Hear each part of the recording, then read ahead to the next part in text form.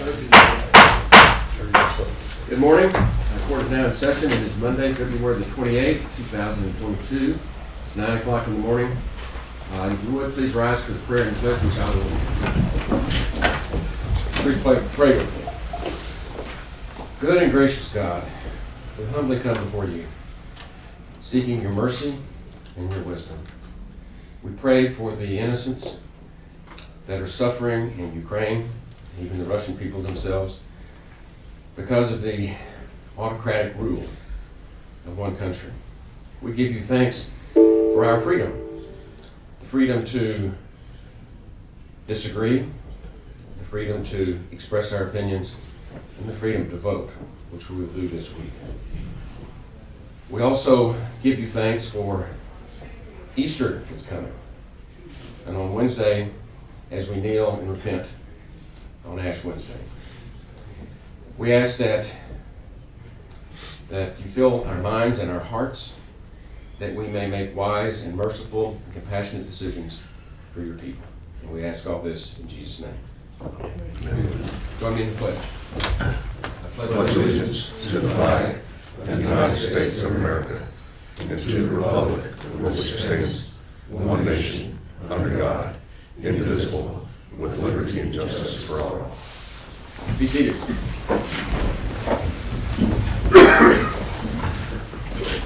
Remind everybody to turn your phones to vibrate or off so we don't interrupt the proceedings. And the first item of business that we do in every regular Commissioners Court meeting is we receive input from the public. This is an opportunity for us to hear what you need us to hear, what you want us to hear. It's not an opportunity for us to speak back, but it is certainly an opportunity to receive your input. And I know that there are some that wanted. Whoa!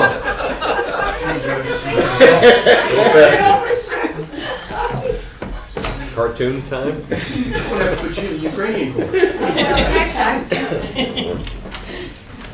Is there anyone that would like to address the court on something that's not on the agenda? I know. Okay, Ms. Benwick. Ms. Benwick.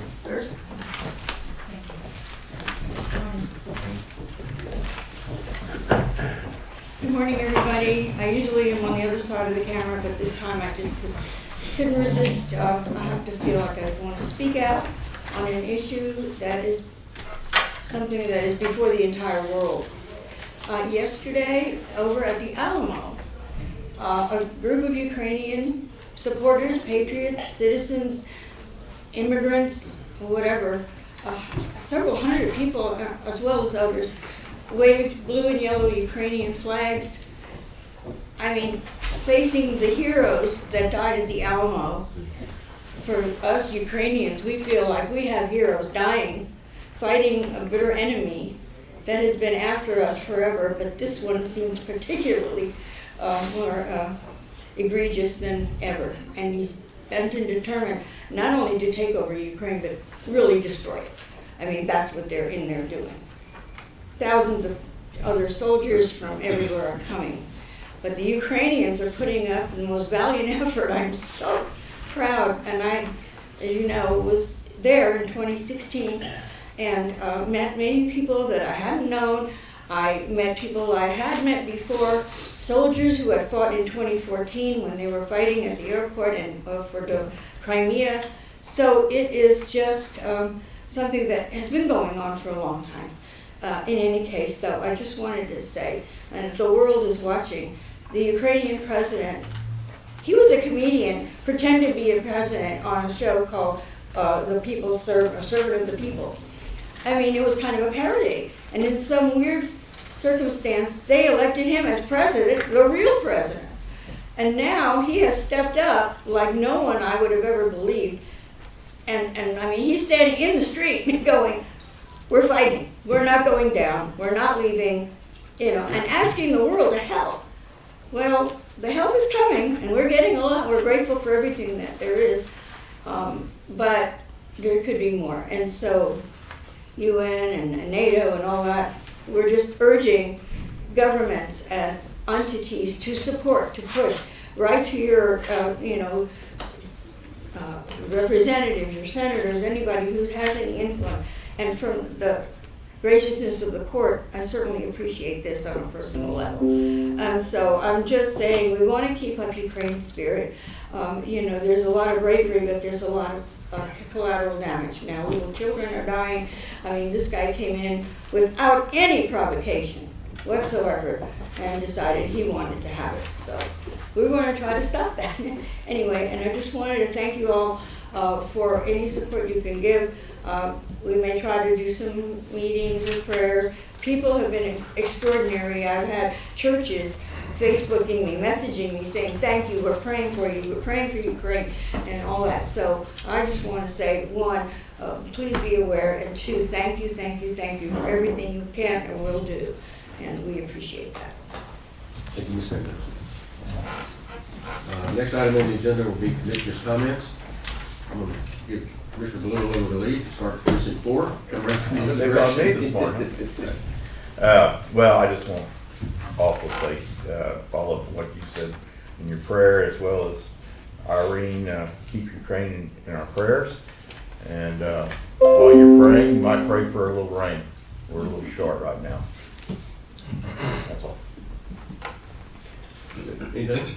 No, just a comment, encourage everyone to come out, March 8th, will be Tyree's first home baseball game. I think we're gonna try to have the Tyree choir sing the national anthem, and it'd be good to have a good crowd turn out for that game. Hopefully the weather will be a little better than it was in San Marcos last Thursday, Friday, and Saturday. Precinct 2. I'll remind everyone in precinct 2 that the burn ban is still on. I had a lot of calls. I understand the light moisture, people want to get out and burn it, but we have extremely dry conditions. And until that changes, the burn ban is still on. I also remind everybody who hasn't seen an ad to do so, please go vote tomorrow. I would echo that and remind you also that it's Texas Independence Week, and we should celebrate that and be glad for what we have. Irene mentioned the Alamo a little while ago. We didn't win our independence at the Alamo, but it gave us an incentive to keep on fighting. And the Alamo, for everybody across the entire world, represents the same thing. It's freedom from tyranny. And that's what we enjoy in this state. And I urge everybody to teach your kids and grandkids about Texas independence and to celebrate it accordingly. And I'll echo that, countywide, Tuesday's election day. Make your voices heard. Respect one another's differences. We don't agree, but we're all together. So, with that, we'll go ahead and start the consideration agenda. Item number 1 is to consider, discuss, and take appropriate action to allow Constable of Precinct 4 to borrow an HP OfficeJet Pro printer from the City of England. Constable Ryan. Well, my printer that I inherited, lack of a better description, it's from within. It just came apart. So according to IT, it's non-fixable. I borrowed one in the meantime. It's kind of why I'm here to let you know that that's been borrowed. And according to Bruce in IT, it's going to be some time before any kind of printer that could be obtained permanently. So. But that's not the county's fault. That's the Well, I'm not blaming anybody. I'm just letting you know what's going on. That's why it's been borrowed. The city of Ingram did a deal where they went to one printer, one for City Hall, one for the police department, and they got rid of every individual printer, so they had a stack of them. So it's not like it's a burden on anyone. So this is is a this supply delay, I think. a joint custody situation, or what are we talking about? I think it'll be permanent after sometime in the near future. Okay. I won't bring up the election, but I think that's probably part of it. I move for approval. You got a motion and a second to approve Constable Precinct 4 being able to borrow an HP OfficeJet Pro printer from the City of Ingram. Any discussion? Those in favor? Raise your hand. Unanimous. Thanks, Brad. I'm still here. 1.2, consider, discuss, and take appropriate action to rescind court order number 39182A, accepting a donation of a stalker radar system from the City of Ingram Police Department, and allow Constable of Precinct 4 to borrow the equipment. Okay? Well, at last Commissioner's Court, I was understanding with the city that they were gonna donate the radar, and I told you guys, and I guess since the comments or the discussion came up on the printer, they kind of take a step back, so that's where we're at. Instead of it being donated, they're at this point wanting to loan it until after their city election. I do not have custody of that thing, and so, you know, if they want to just keep it, you know, they can keep it. It's whatever they want to do, it's their property, so. Well, does this require us to do anything then, if it's still not decided? We need to rescind it. We accepted a donation, Yeah. and now to rescind the acceptance. Yeah. Right, that's what I'm We hearing. gotta So- cancel it out. Meaning that we just rescind the acceptance of it and then that's Right. the end of it? Well, Or we hear more? apparently not. And then we borrow it. Yeah. I don't think I like that. It was borrowing stuff. Quite honestly, Commissioner Blue, I didn't like it either, so, I mean, it's their words. They'll be glad to loan it, it's an extra one they have, and if I need it, they say you can take it and use it. You know, the question to me is if there's an issue with it, who pays for it? You know, it's come out of my budget, county pays for it, the city pay for it. I didn't get that nothing in discussion, and so I didn't like that idea either. So, but I did accept it as a donation, or as you guys did at the last meeting, and so therefore that's why I'm here to let you know that it's no longer a donation. The bottom line, he doesn't have a radar Yeah. right now that's accurate, that we trust. What, have we offered to buy it from them? No, we have not. Why don't we see what they want for it? I think we're still If gonna be it's the worth same. having, it's worth paying for. Well, I understand, I agree with you, but, and I will ask. And again, it's sort of like the last 1.1, was pump the brakes and see what happens. Oh, it's under the rescind board. Yes, we do. Yes. So I moved that we rescind the court order. Second. Got a motion and a second to rescind court order number 39182A, which was accepting the donation. The only thing I would ask, Brad, is, you remember the old movie Cool Hand Luke? Yes, sir. It appears to me we have here is a failure to communicate with them. And I don't know what it's gonna take, but we need to somehow improve communications with the city of Ingram. I would ask you, invite you, please contact the authorities in your precinct there in Ingram, and arrange a meeting that I will host in my office. I'd like to sit down and just visit about these issues, get it out on the table. Can you do that for me? Absolutely. Okay. Any other discussion? Those in favor, raise your hand. Unanimous. Sorry. No problem, thank you. 1.3, consider, discuss, and take appropriate action to approve the tobacco settlement expenditures submitted by the Department of State Health Services. Ms. Graff, good to see you back. Okay, so every year these expenses are submitted to the Department of State Health Services and these are expenses, healthcare expenses, more specifically, that have not been reimbursed. As I've said, this is done every year and we get some money back every year, so we're hoping the same thing for this year. And this is just a form that needs to be signed by the judge.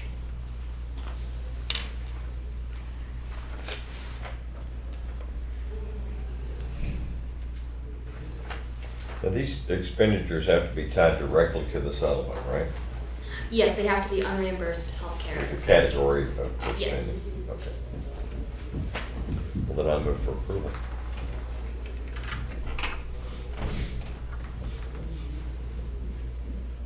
Can you explain this a little bit? I don't Yeah, recall. I don't understand what we're doing. I don't Let's get a second before we discuss it. Absolutely. So we got a motion and a second, and we're all a little puzzled about, hey, just give us an overview of how these numbers were put together and what they really represent. Yeah, absolutely. Okay, so category A was put together for our indigent health care expenses that have not been reimbursed yet. I looked at different accounts in that fund, and that's how I came up with that number. And these are all eligible for reimbursement under indigent health. Was it related to tobacco? It's not It doesn't have to be specifically tobacco. Okay. It's, That's what we're trying to understand. Yeah, Not absolutely. Specifically related to tobacco, that's what we want It to know. fits in that little category that we say. yes. Okay. And it's just any unreimbursed healthcare expenditures. And we have accounts where we can look at those numbers. And we also have county expenditures for the jail healthcare services that have not been reimbursed, so we are submitting that as well. We had some behavioral healthcare services that were provided that were Right. not reimbursed for, and as well as emergency medical services. And these are all found in our funds, or under the funds. But they all fall within the approved category for this expenditure. Yes, That's sir. the important thing to me. But this is really based upon the way the settlement was structured, that these funds will be made available to us, and we don't have to tie them directly to anything that's caused by tobacco, which is good. Okay. So the total is 1.7 million, Yes, sir. and we will get that much money back?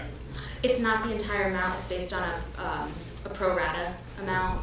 And like last year, we got roughly 32,000 back, so Okay. not. That was what I was confused. No. This number looks so much bigger than I was used to It- hearing about. Percentage? That's the amount of expenditures that are eligible. So we submit the total, and then we get a small piece of it back. Correct. So we don't take this $1.7 million to the bank. Okay, any other discussion? Those in favor, raise your hand. Unanimous. Thank you.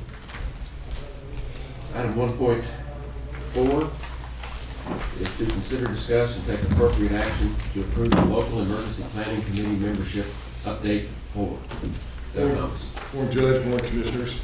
So this is an annual update that we've done for the Local Emergency Planning Committee. That TDM requests that we update this every year. Local emergency planning committees were set up under the Emergency Planning and Community Right to Know Act. So we've had some changes made to the form, so there've been some additions. The mayor for Ingram has been added on here, Sheriff Letha, Chief McCall, Chief Maloney moved up.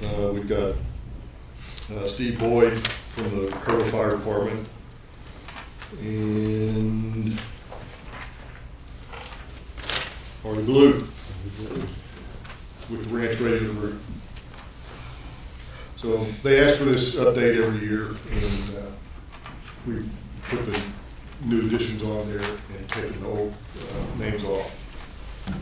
I move for approval. Second. Got a motion and a second to approve the local emergency planning committee membership updates 4. Any discussion? In favor, raise your hand. Unanimous. Next is item 1.5. Consider, discuss, and take appropriate action regarding the state mandated cybersecurity training courses offered by the Texas Association of Counties. Mr. Butterall. Yes, this is simply an annual renewal of all of our cybersecurity training that we are mandated to do, and this is the form that we have to fill out to get it going. You're speaking right now to keep us from ignoring your emails. That's correct. That's pretty much what this is. We all get to take it. There's, Everybody, all the employees. Every employee, every elected official. Okay. That's what I thought. You know, I don't complain about that. No. I'm not a tech-wise person, and I find it very useful. I learned to look at email addresses and other things that I've never really thought about before, but they're very helpful. The attempts have increased a lot. I don't know if you track the percentages. Yes, we do. How much is it? It's probably up tenfold since the invasion. what's the deadline for everyone to get this done by? June the 15th. June 14th. I gotta write that down. I have something to do on June The 14th. We'll do it. I'll do it. Gotta do it. Well, you and I had a discussion last week about these cyber attacks and what to expect after this invasion. And just so you know, I spent over 2 hours changing passwords on devices yesterday afternoon, driving myself crazy. But the public ought to be aware that this is probably a good time to change your passwords and everything. So we have a motion and a second? Do we have a motion? I'll make a motion to approve the required training, mandated training. Second. Got a motion and a second to approve the mandated cybersecurity training course, the CAP puts on. Any other discussion? Those in favor, raise your hand. Unanimous. Thank you, gentlemen. 1.6, consider, discuss, and take appropriate action to accept an annual report on the county clerk's investments with regard to the registry accounts of the county court to comply with the Texas Estates Code. Ms. Dowdy.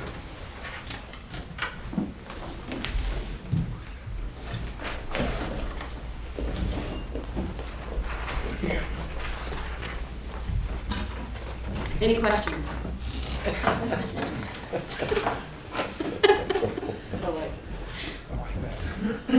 That's the best argument I've heard. I move for approval. I have a motion and a second to approve filing the registry of accounts of the county court. Those in favor, raise your hand. Unanimous, 5-0. Ms. Sanchez, Good morning. technically I can't let you go yet. This is a very rare occurrence. We actually got to the 9:30 item before 9:30. So I need you just to wait, we'll do one more agenda item, try to get you caught up. We'll skip down to item 1.8, which is to consider, discuss, and take appropriate action to approve Kerr County essential personnel and the duties list of all future county enclosures and amend the inclement weather closing policy as necessary. Ms. Goss. Judge, let me start this before we Yes, get please. to, I'm the one that's really more that's on the agenda, probably more than done. We passed a policy, a while back, that people that work during emergencies get paid. Bottom line, the intent of it was that, road bridge is probably the best example. We have an ice storm, closed the courthouse, but those employees have to continue working. And the sheriff's department's the same thing. And we put together a policy, and we never had to use the policy until this year, when we had an ice storm last week, and the judge, or 2 weeks ago, whatever it was, 3 weeks ago, when the judge closed the courthouse. And all of a sudden, we realized our policy was not very good. It was confusing, it was contradictory. So, I asked Jennifer to go to all of the, we received a lot of employees were deemed essential and want to follow the policy, and that really wasn't what the policy was written. I asked Jennifer to go to all the departments and see who they, who they deemed to be essential. And that list is attached in backup, and as you can see, it's almost every employee. And that's not the intent at all. So, I talked to Tanya a little bit about the judge, a little bit about it. We need to relook at that policy. And it needs to, a couple of things that jumped out at me. Exempt employees should not qualify for that policy to get additional pay. I think that we need to, there are certain offices, and I think that may have, may be required to work that are not exempt employees. An example would be payroll. If we have a payroll coming up and it's happened to fall during that period, like it is last time, there are people in the auditor's office and the treasurer's office and HR, they have to get the payroll out, so they do have to work. We do have to decide whether that should be paid or comp time. They should get some kind of compensation when they're required to work and other employees are not required to work. So we just need to relook at that policy again, and I don't think we need to take any action today. We just need to, I just wanted to bring it up to the court if there was an issue with it. And you're talking about salaried employees. Well, right now it covers exempt employees too, but it needs to only be salaried employees, in my opinion. But our current policy does not state that. So we just need to relook at that policy. Let me weigh in. Ms. Dawson and I had a very constructive, what was it, about an hour and a half meeting last week. And I actually know what the real issue is. We have a policy. The policy requires that essential employees be identified to the auditor and to our emergency management coordinator before the storm, before the crisis, which is kind of hard to know who's going to be working during the storm and who's not going to be working during the storm. And as a result, I think that the consensus from all of us that have talked about this is we need to rewrite that policy. Now, so that people, the public understands what we're really talking about, is it is the policy of Kerr County that if you work overtime, then you get comp time, and that's, you make it up. Except when we have these emergencies, and we establish what's called administrative leave to compensate people that are actually having to suffer the hazard of whatever we're dealing with. And like 2 weeks ago, the Sheriff's Department and Road and Bridge were out there in that weather trying to manage that whole thing. And we compensate those situations as essential employees with what we call It's just regular time paid. administrative leave. Us. And we pay that. We pay them. So the whole rationale was that if everybody with the county is home because of the storm, and I don't know, I'm the one that ordered the courthouse closed, and I did. So most of our employees either work from home or just went home, because that was the safe thing to do. They get comp time if they work during that time period. They would get comp time, but they get administrative leave time, which is paid. So instead of these people who are working countless hours out there during the storm, just getting comp time, which is just more time off, they actually get compensation. And that is to reward the boots on the ground, the first responders out there that are doing, they're taking care of the problems that we've asked them to do. And it's an important policy. But you can see, we don't want to compensate everybody at the courthouse that went home. You have to be doing something to help us get through that crisis, to get that additional pay. Well, the people that would be most harmed by it would be the hourly employees, not the salaried employees. So if I'm at home because the courthouse is closed and I'm on hourly pay, I'm losing. If I'm at home, I'm salaried, no big deal. If I'm out there on the freeway helping the truckers that are stalled, I should get hazard pay, in my opinion, and grade them that way. Because the people that lost time because the courthouse was closed and they couldn't come to work, they have no way to recover that, the hourly. We do pay when the county is closed, we pay admin leave. They what? They do get paid. They get paid When what? the county is closed, An 8-hour day? yes, sir. Okay. We're talking about, These are the ones that. That sounds like salary pay Over to and me. above, that's what we're trying to eliminate. I understand that, but if there's not a loss, then what are we talking about? If somebody ventures in and hazards themselves in some way, shape, or form, versus just logs in on the computer and does something that day, Well, I don't see there are, big I mean, deal. in my opinion, there's essential duties. Say if there's a trial coming up, we're gonna have to have support staff in all of the attorney's offices, file motions, and a lot of times they don't know if the court proceedings are actually canceled till the morning of, so they have to be prepared and ready to go. So that'd be an example. And like. Well, I don't set understand the payroll. example. Explain to me how that's an issue. Well, if they What did don't they do file different? and get ready for trial, then, then we have a defendant that's not being, I think exempt I don't get employees that. shouldn't qualify. So I think attorneys, any exempt employee. I'm talking about we're support talking staff. about. Support staff. They don't, but there's a clerical say. I want everybody watching and everybody here to understand. We're talking about people that get paid even if they don't show up. Some of them are salaried employees. Some of them are hourly employees and they don't get paid the same thing every pay period. Right. Necessarily. But if you have the situation could be where we go through an ice storm, Kendall County doesn't. The DA has to go to Kendall County. They have to have support staff go. Mhm. So those hourly employees, they get paid automatically, but they also get paid extra because they're having to work potentially. Or comp time for that. I get paid if I don't go to work. I should get paid extra if I do go to work. If you're, yeah, I don't agree with that. well, I because they're get paid working. if I don't go to work and I get paid extra if I do go to work. You're gonna get paid if you don't work. So you just call and say, I'm not gonna go to work. We need people, some people have to work. Well, we need to relook at this. That's why I'm saying, if they're hazarding on It's the hazard, well- road, hazard pay, I understand. This other stuff sounds like double dipping to me. Well, just to remind everybody, we had a very lengthy experience with hazard pay after COVID started. Yeah, I remember. You weren't here for that. And we worked very diligently to put a hazard pay policy in place, only to have it disallowed. So, we had to call this one hazard because we didn't want to confuse with what we were doing a couple of years ago. Like merit bonuses.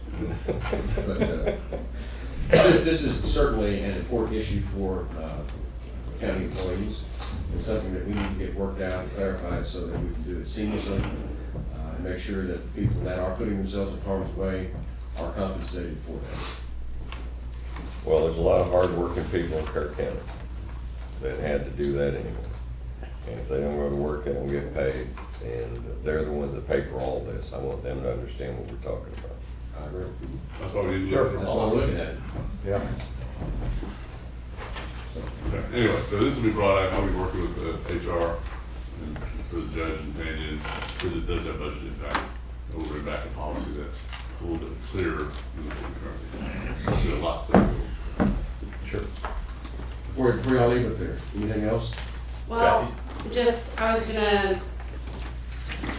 I trust Jennifer will relay my message, which was that, I have people that can remote in on ice storm days, for instance, that can do process emergency paperwork such as guardianship of the person, juvenile detention paperwork, process a warrant. So please take that into consideration. Although they're still at home, they're remoting in, but that wouldn't qualify, I think, as hazard pay, but just make sure that's specified how y'all want them to be compensated. I mean, if they're already getting admin leave, just specify that someone that's still home but can still work. I think that it could That's what be we're interesting, hoping they maybe just will. regular pay and 6 admin leave, I don't know, so just, y'all can take that into consideration. That's all. Well, and also, it's not gonna be countywide all the time, because we have plenty of flooding and people can't get in certain time of the year and all that. But I was not aware of the fact that people, now, I wanna clarify on this so I understand it.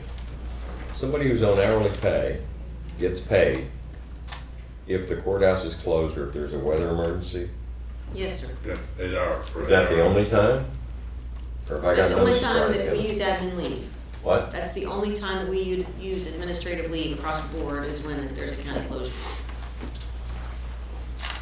Administrative leave meaning getting paid when you don't show up. Correct. So- But you can't show up because the courthouse is If you closed. can't, because the courthouse was closed, which was the last thing, and before that, some people just couldn't get down the driveway or whatever.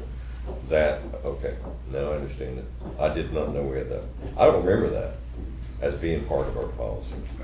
But our policy. But it's worthy of discussion. Right. We need to get it Right, clarified. we got, And I'm not exactly sure where to draw the lines. I'm sympathetic to your comments. But I can tell you for sure, the sheriff's office and Road and Bridge, and what they did out there, I'm telling you, they need to be compensated. Well, that qualifies as hazard. Sure. And whether or not somebody's sitting at home on a computer and they call in and do something, they're already being paid. Do they get hazard pay just because they decided to work from home? I don't know. That's something we've got to discuss. And the same goes for maintenance and animal services. Those would be the other two. Yeah, I'm sorry, I shouldn't include them too. But those ones that they're no choice. Right. We've got to take care of the animals, we've got to do all these things. I mean, I think it's a pretty simple Yeah. solution. I think that, well, two things I didn't mention is that one of the problems last time was that it was trying to all be rushed in right at the end of the payroll cycle. We just need to push it off to the I agree. payroll cycle following the event. And the other thing, I think you have a lot of discretion to the county judge to determine if some of these people, I think that's policy, but I think there's situations that we're never gonna write a policy to cover every employee in every situation. And I think that if there's, a department head elected official has an argument why one of their employees should get hazard pay, I think that it should go to the county judge will make a determination.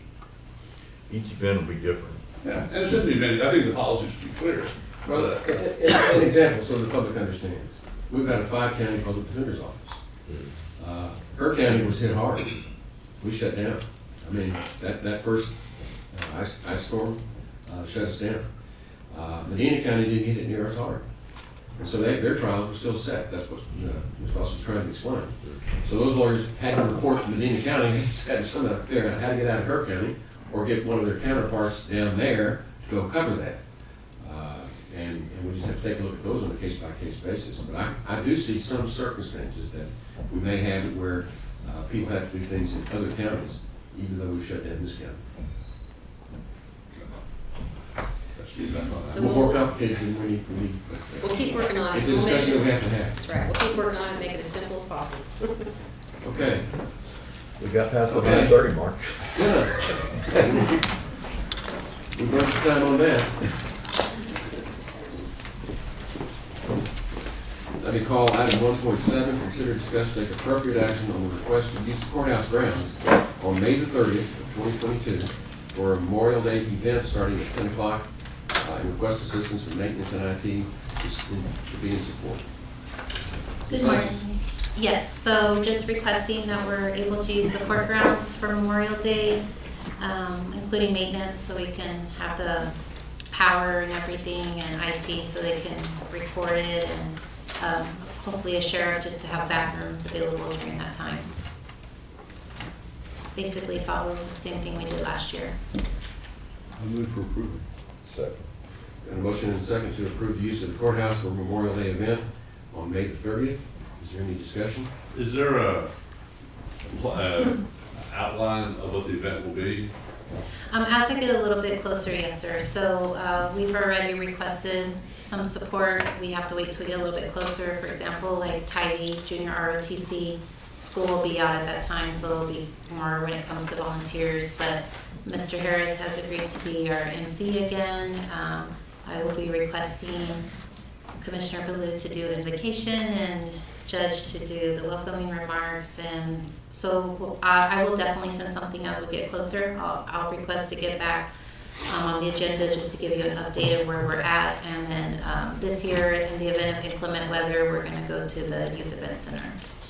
So, yes, Is sir. this the same time that we did it last time? 10 Yes, o'clock? sir. Yes, sir. One thing that jumped out at me, then an hour later or earlier, the sun was absolutely terrible for people. It just seemed like it was awful bad at that time where it was as far as pictures and everything else. And it's just a thought, playing devil's advocate. Okay. But I want, with there's other events around town, you probably don't have any choice. I'm not sure what other events are going on. If you want, I can make it 11 if you'd like. That's just something that jumped out at me. Okay. I did notice because it was a little earlier last year than the previous year. The previous year was COVID. That was my first Memorial Day event, so it wasn't as many people, but we did have a big turnout last year. So it seemed like the time worked better for other people as far as our volunteers and everyone coming, so and our guest speakers. So, but I'll definitely take that in consideration. Why don't we go ahead and approve this? Sure. And you look into the time and report back to us if you think we need to adjust the time. Yes, sir. So let's go ahead and get it on the calendar. I move for approval. Second.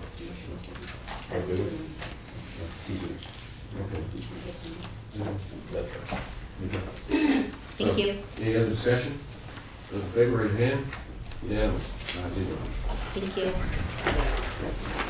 Item 1.9, consider discuss and take appropriate action to renew the ACA reporting and tracking service program agreement between Texas Association of Counties and Kirk County.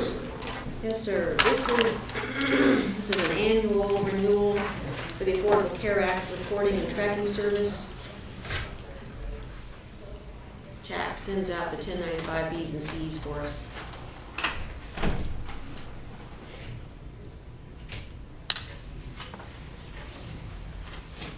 This is just a routine Yes, sir. program we do Just annually. routine renewal every year. I think my hesitation to do it every year, but it says the Affordable Care Act. That's a new piece of legislation. It's been going on since Obama days, I believe, and it has not been reversed. They're still required to do this. Right. Even though the Affordable Care Act is, and there's parts of it that aren't more, but this is still required. Okay. I move for approval. Second. Got a motion and a second to approve the ACA Reporting and Tracking Service Program Agreement with TAC. Any other discussion? Those in favor, raise your hand. Unanimous. Thank you. Moving on to item 1.10, consider, discuss, and take appropriate action to reappoint Lee Hall to Emergency Services District Number 2 for an additional 2-year term. Mr. Harris. Yes, Lee Hall's our president of ESD number 2 and done a fine job, and we twisted his arm and he's willing to do it another 2 years, so I move that we reappoint Lee to this position. Got a motion and a second to appoint Lee Hall, reappoint Lee Hall to the Emergency Services District Number 2. Any discussion? Those in favor, raise your hand. Unanimous. Item 1.11, consider, discuss, and take appropriate action to appoint a member of Commissioners Court or designate a person to perform an investigation under Section 751.005 of the Texas Health and Safety Code for the purpose of determining if the minimum standards for ensuring public safety and order, as prescribed by law, will be maintained under the application for permit for mass gathering or Easter Fest on April 16, 2022 at Flat Rock Park. And we'll set a hearing on the mass gathering permit for March 28th at 8:30, which will be held in my office. This is just mass gathering. It's up, nobody's absent, so we don't have anybody. I know, No, but it is a precinct too. The precinct 2, I'll make Well, you don't have another option. Mr. You have an experience in mass gathering process. I saw that one coming. It's a resume enhancer. All right. I'm going to move to appoint Commissioner Gibson. Got a motion and a second to appoint Commissioner Gibson to conduct the investigation for the mass gathering permit for Easter Fest. Any other discussion? Yes, it means you have to be there all day and you can't drink. Just so you know. Before you get started, I'll abstain. Those in favor, raise your hand. Those abstaining, raise your hand. So, 4-on-1. Moving on to item 1.12. Consider, discuss, and take appropriate action to ratify and confirm the Victims' Compensation Benefits Assistant Agreement with the Court-Appointed Special Advocates, CASA. We do this every year. So renewal. Very good, yeah, very good relationship with CASA. They do great work.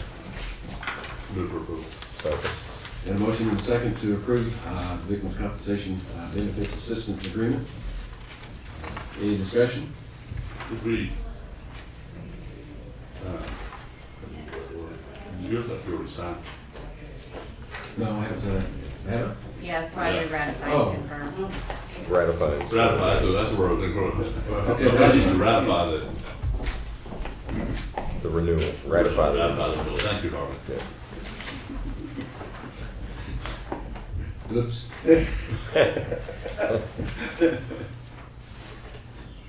Any discussion? Those in favor, raise your hand. Unanimous. We have a 9:45 item, and we are right on time for a change. Consider this item 1.13, consider, discuss, and take appropriate action on a request to allow the TAS, the Texas Archaeological Society, Archaeological Field School, exclusive use of Flat Rock Park, not the dog park area, from June 8 to June 18 of 2022 for use as an overnight camping area for the group. The TAS has a contract with the Hill Country Youth Event Center to use River Star Park during this time. Please approach. Okay. Is there a name? Yes. Okay, thank you. We're on YouTube. Oh, I didn't. Everybody at home gets to see you. Good. Yes, Identify yourself. I'm Tiffany Osborne. I am the chair of the Texas Archaeological Society's Field School Committee. And we've been conducting archaeological field schools in Texas in various cities, and we move to different areas every year or every 2 years. For around the last 60 years, and our organization's been in operation for over 90. And we enjoyed last year doing our research and our field work here in Kerrville, and really enjoyed. It worked out perfectly for our organization, being able to use the facilities at River Star Park and then also having Flat Rock Park open and available to our tent campers so they could just walk across the street and attend our meals and our programs, our evening programs and everything else. Having that open space also let us have our Archeo Olympics event, which is a primitive skills competition that was able to take place in the big open field, including atlatl throwing and, dart points into hay bales kind of thing, and rabbit stick throwing, and some other events that both adults and kids have a real kick out of. So yeah, we'd hope that you'd consider. We had a great time working with Jake and his staff, and couldn't have appreciated the county's support more. And to clarify, so the public understands, the dog park is not affected. That is correct, So yes. that's not, the public's gonna be able to continue to use the dog park during this. I move for approval. Second. Got a motion and a second to approve the PAS Archaeological Field School exclusive use of Flat Rock Park from June 8th to June 18th, 2022. Okay, Question, did we last year have a sign that we put up that closed the park, or how did we notify the public that? That was the one note I had, was that the public said the sign wasn't large enough, or in place early enough for them to be notified. So I would recommend that we place a sign, maybe be in the middle of May, somewhere there to start notifying people that the park will be closed. so we'll notify them earlier and make them stickers. Correct. Good. And was that done by our maintenance department? Correct. And you'll notify maintenance? I can. Help with, work with Shane on You the, bet. thank you. Okay. So, those in favor, raise your hand. Unanimous, 5-0. Thank you, look forward to it. Thank you. With that, we're gonna take a 10-minute break. We'll be back at 2 o'clock.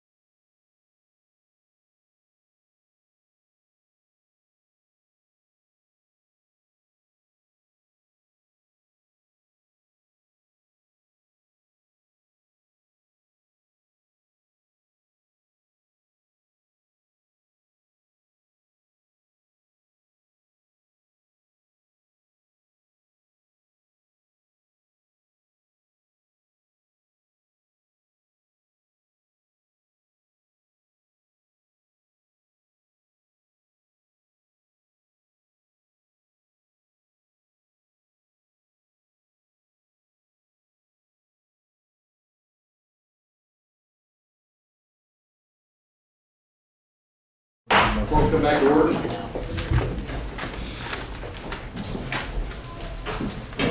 I love being on time. First time, how many years now?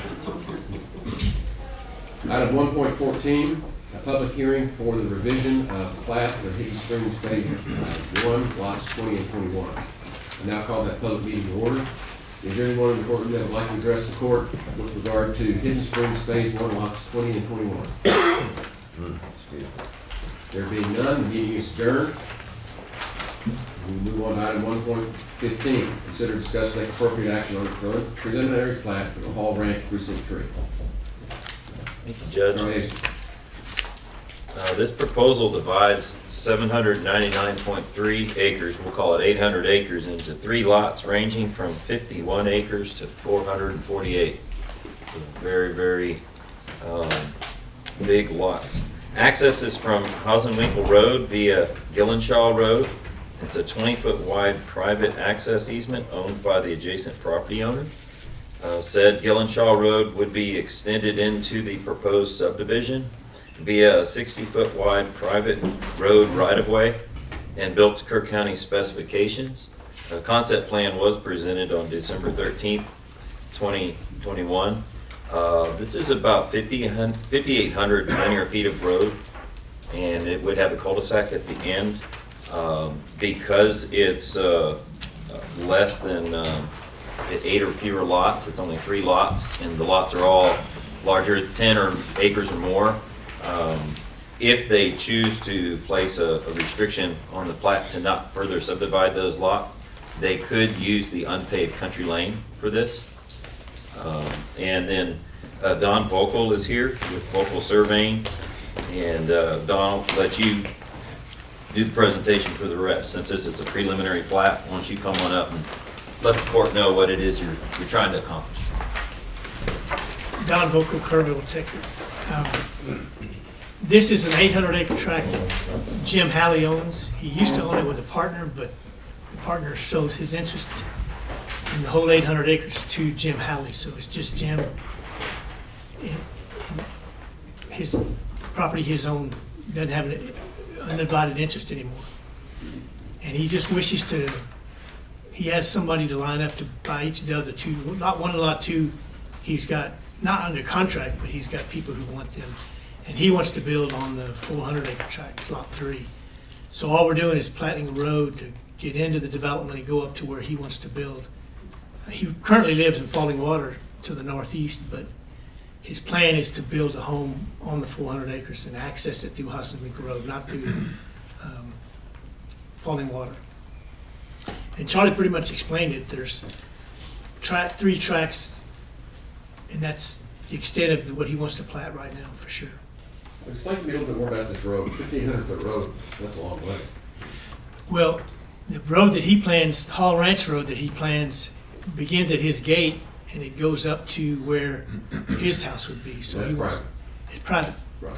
Then through that gate, From the gate at the end of Gillenshaw Road up to his house tract is. well, I'm not too concerned about the part that's on, where he's gonna build on that part. The road getting there. Oh, from Hausenwinkel Road to his gate. Yeah. Yeah, that's an existing 20-foot road easement.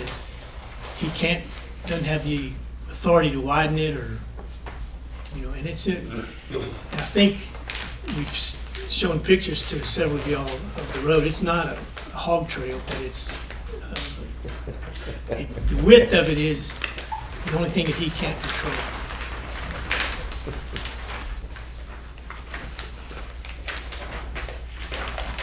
This is one, I've looked at this before, and to me, I mean, it's not ideal access to it, but it's needed access. And I think there's a lot of other situations where the county does similar to this. Not ideal. He's basically taking a large tract and making a pretty large tract out of it. If he's gonna put in 100 homes, I'd have a big problem with it. But, they've had emergency, as I understand it, they've had emergency vehicles on this property using Gillenshaw Road to get there. That fire out there several years ago. And so, for me, it should be approved. second. Oh, I'm not making a motion. Sounds like you are to me. No, because we don't make motions on preliminary plats anymore. We say that. Oh, that's right. Something that, information wise, I think the concept is reasonable. Well, I'll say I concur. How about that? I do too. I do too. I've looked at it, I've looked at the pictures. Not much else you can do. Yeah. I understand there's not much else you can do for now, but what do we do down the road if they start trying to develop that 400 acres in the back? Then it'll come back to it. Yeah, if he does any other future development, it'd have to come back to the court. I know that. And that's, right now what we're trying to do is get the 3 lots approved. And one of the lots, the lot number 2, he's got a guy interested that lives in the reserve, so it might not even be built on lot 2. Lot 1 has a little house on it. That would be the only 2 people using that road unless that other man built a house. There's either gonna be 2 people using it or 3. I think I can address it just a little bit about what if that 400 acres in the back, he wants to develop it further. I'm starting looking to the future a little bit more. Right, and I think the answer to that is that if they move forward with their plat and they move forward with the county lane, either paved or unpaved, it's still built to a county standard. But in both of those situations, they're not allowed to further subdivide those lots anymore. So if they wanted to further subdivide the 448 acre later, they'd have to come back and do a revision of plat in order to do that, to get that restriction lifted. And the good thing is that even though the county or country lane is what we call it, I can't ever remember if it's county lane or country lane, but our country lane standard really just has to do with the pavement itself and the subgrade. It doesn't have to do with the width, is still the same. Still a 60-foot wide right-of-way, so the right-of-way would be there, of course, not for Gillenshaw, but for the part that they extend, everything that they're doing now. So the some of the skeleton or the bones, the foundation of the subdivision would be done now, and they would put that restriction on the plat now that says you can't further subdivide these lots. So Without bringing it to the court. And then if you wanted to try to do it again, then it'd be a revision of plat, and then they'd address it at that time. Well, they'd be taking it to headwaters, then water availability and all that if they're gonna put a bunch of houses in there. Right. The terrain of this property is not suitable for a lot of development. It obviously could get developed more. And I think that we have to look at it case by case. At what point does the number of, or the amount of traffic on a road create a public safety issue? In this event, if this is the road I'm remembering it to be, this is a better road is gonna tie in than the one you access to get to his road. Is that the one I'm? Yes. Okay, so I don't think we ought to do it at all. If you're gonna build better road standards than what you enter in on, the first how many feet is that? Half a mile. Half a mile. And now he's gonna tie into it with a better quality road than what you access it from. We do that Just all at a arbitrary, at a property line. We do it all the time. I understand that, but that doesn't mean I like it. But every subdivision we do that essentially. Maybe so. I mean, But, not quite like this. This is- Where you're in private property for a long ways, half a mile, and all of a sudden you come to a nice road. Granted, it looks nice, it's easier to drive on and all that sort of stuff. But to have that kind of a rule, that because it's a new one, and that's an old one, that only 2 people ever drive on, or 4 people or something, I just don't see the point personally. I mean, that's. If future development comes, it sets a bunch of other things into motion, at which point, then you could do the bigger road, the better road, and so on. I just don't think so. Hosmerwinkle Road doesn't meet our current standards. So I'm sorry? Hosmerwinkle Road, which is the county road together, doesn't meet it, so should we have to upgrade all of Hosmerwinkle? Same argument. No, I'm saying, I don't think you should, I don't. The longest road. Something like this sets in motion stuff that I don't think is. So we should Yes. require any road to be built better than Hosmerwinkle, which is Let's- 25 feet in areas. I know, that's what I'm saying. That's what you're saying. We're not doing that. You can't, I'm not talking about bringing our standards down, I'm just talking about necessity, that's all. It's overkill to make a road that much better after you've driven a half a mile on an okay dirt road, a caliche road. Well, I think, and I applaud Mr. Volk for bringing it to our attention. It sounds like to me that the owner of the property is very much aware of the potential limitations in the future. At the present time, it meets all the requirements that of our subdivision rules for being able to do that. And that's true. That's true, Judge. He knows that if he does anything else, and like Charlie's saying, he can't further subdivide it without bringing it back to the court. And we can sit here all morning and talk about what if, which is, and it could be problematic. We all know that.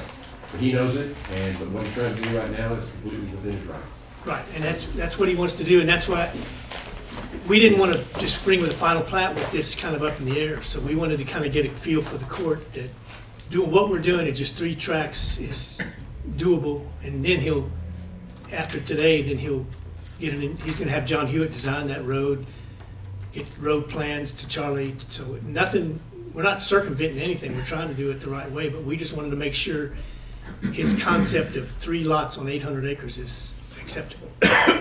And Don, we appreciate you bringing a preliminary plat to us, even though you're not required to do it any longer. It sure helps communications and helps us get things figured out as to where we want to go. Well, and we wanted to be transparent. We're not trying to do something at night, behind someone's back. We're trying to make sure we do it the right way, so. And he had, we all live in this local community and know one another. This is a good way for us to work with each other.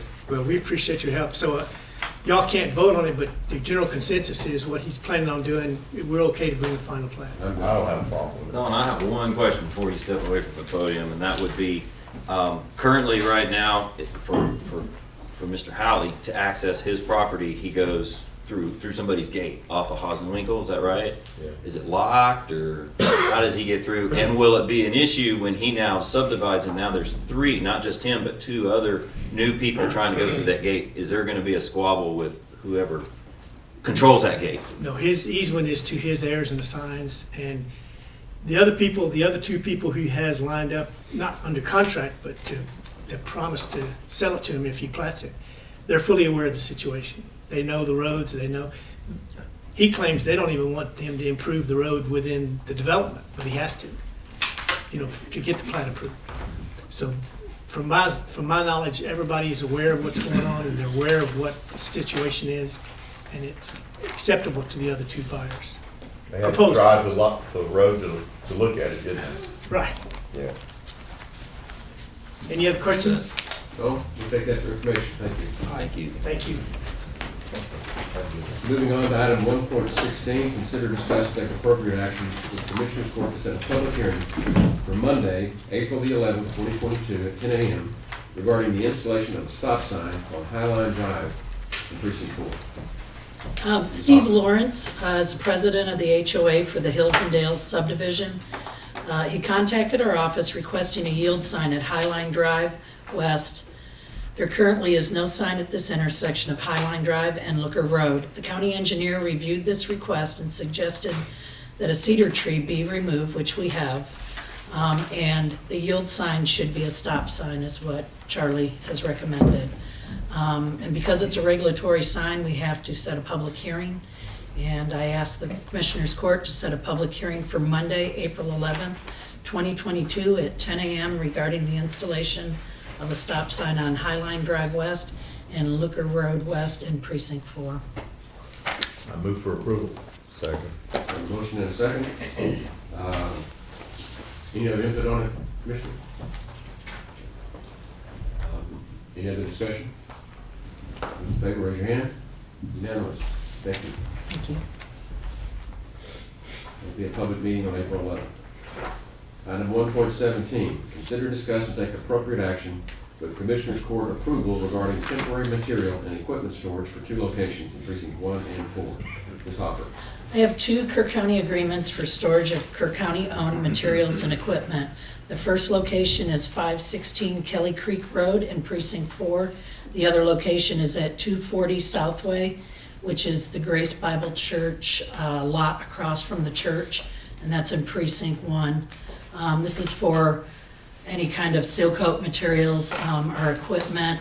And I think both these locations I brought agreements a year ago on these, and so the agreements are only good for a year, and so we're basically renewing them. So at this time, I ask the Commissioners Court for their approval of both agreements regarding storage of Kirk County-owned materials and equipment in Precinct 1 and Precinct 4, which is 240 Southway and 516 Kelly Creek Road. I move for approval. Second. Okay, we got a motion and a second. Any other discussion? Yes, if anybody's listening out there, we're always looking for places to store materials and equipment.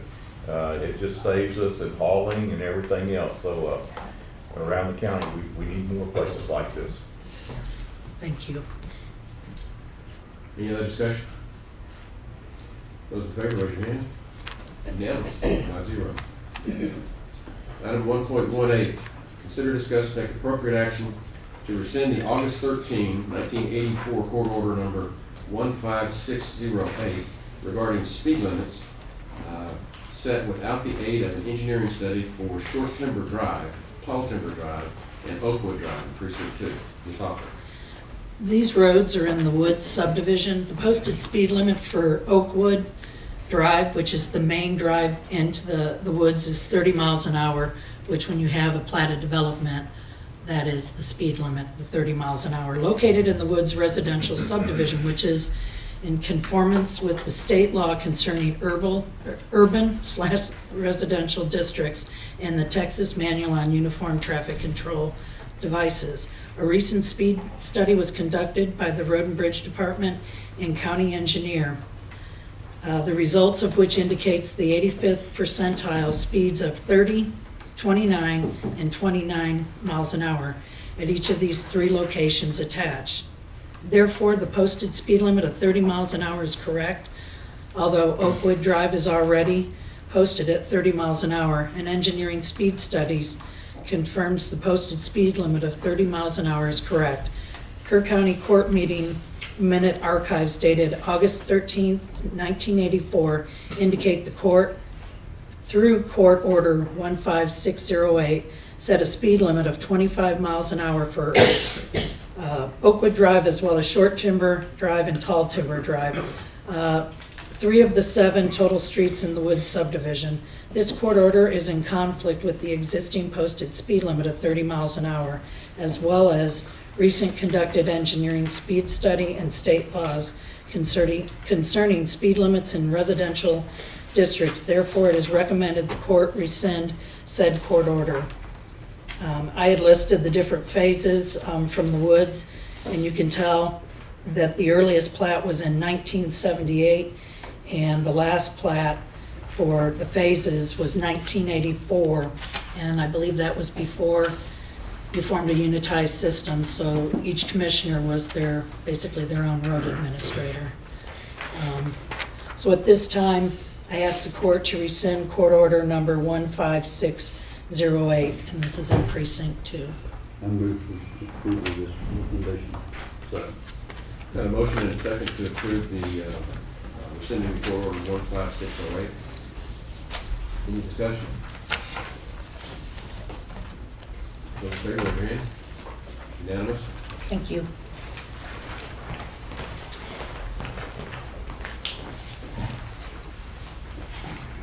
Ms. Wilkie? Yes. I've got a public participation form request here. Somebody that wants to appear at these, talk about some of these things. So I'm going to go ahead and pass those for the time being. We'll take them at 10:30. We can take a 10-minute break, or we can go ahead and try to do executive session. We'll pick up before. It's gonna take a while.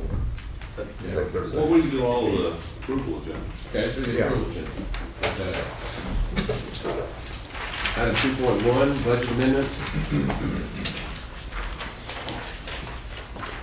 Yes, you have 7 line item budget amendments before you. The one I bring your attention to is for the nuisance abatement estimate. That one is a $32,000 increase, and that is coming from the contingency. That's on the bottom of the first page.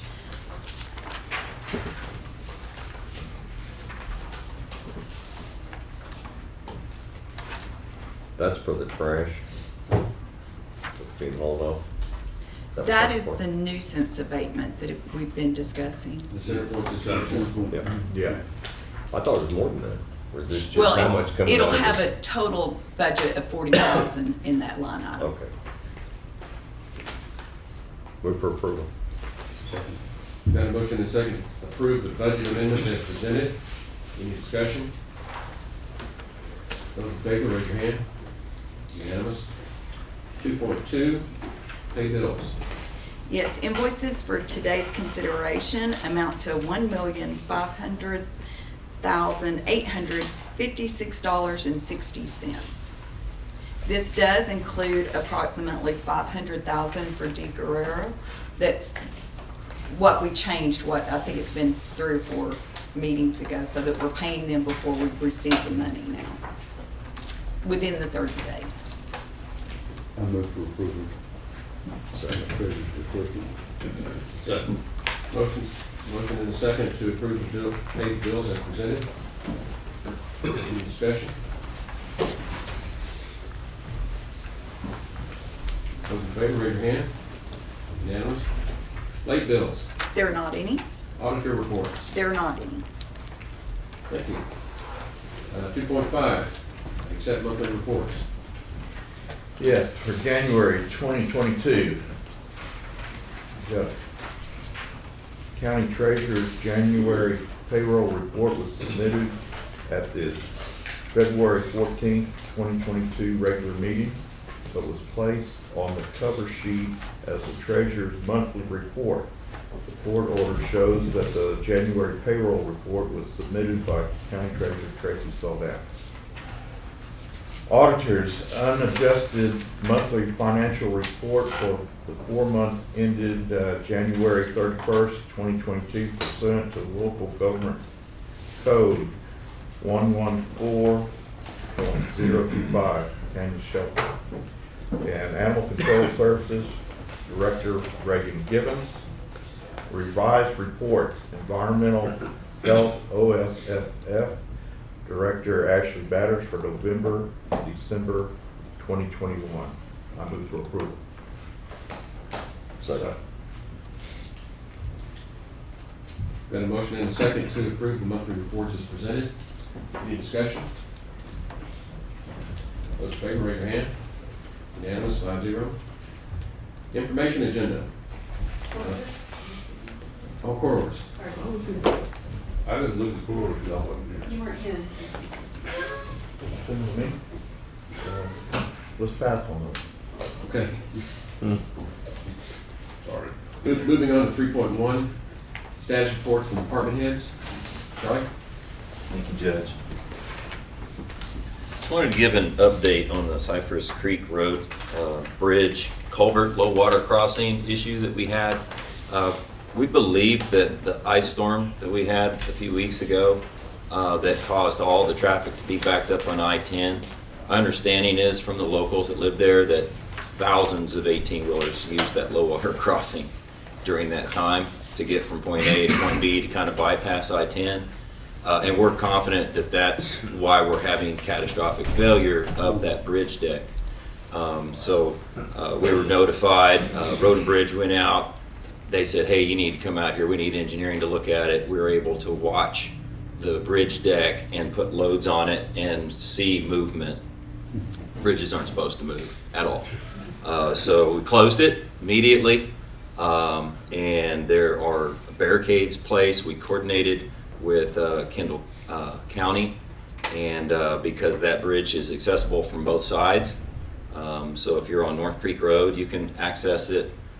Or if you're on Bartle and Gaddis Bluff, where Gaddis Bluff comes out on Cypress Creek Road, you can access it. It's in between those two. It's a wonderful little cut through, but it's going to need to be closed for the next several months.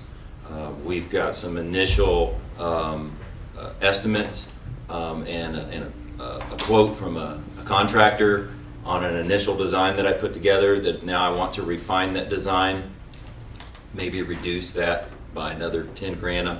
We're looking at maybe $50,000 right now. And today the bridge deck is being demolished.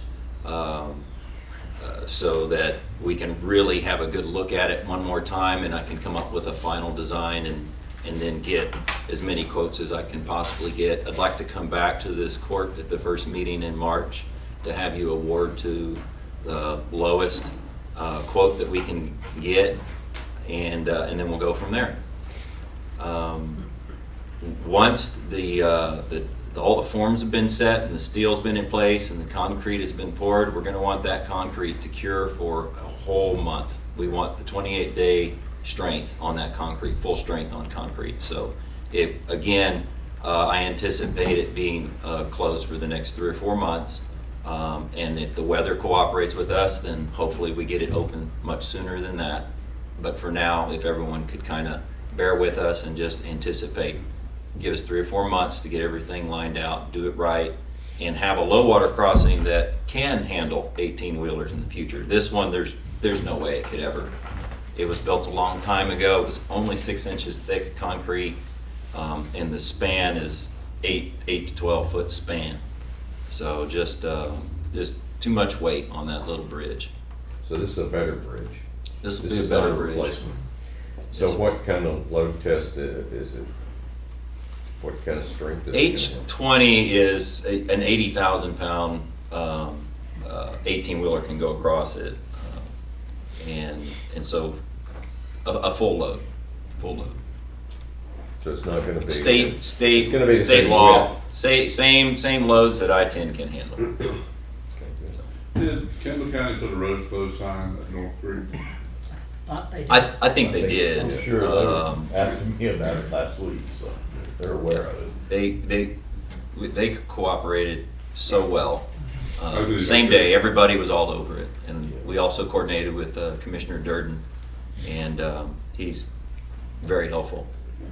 We just might want to make sure they put one there, but I'm sure they did, but just verify, so that people don't turn down that road. It's pretty easy from coming from Gaddis Bluff to see, you'll see that it's closed. And what's the span on that bridge again? It's 8 foot, but it's a skewed 8, so once you skew it, it's really more like 12.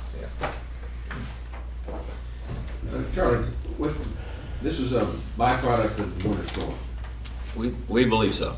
Of the most recent We winter able to storm. substantiate people saw that many 18 years go over.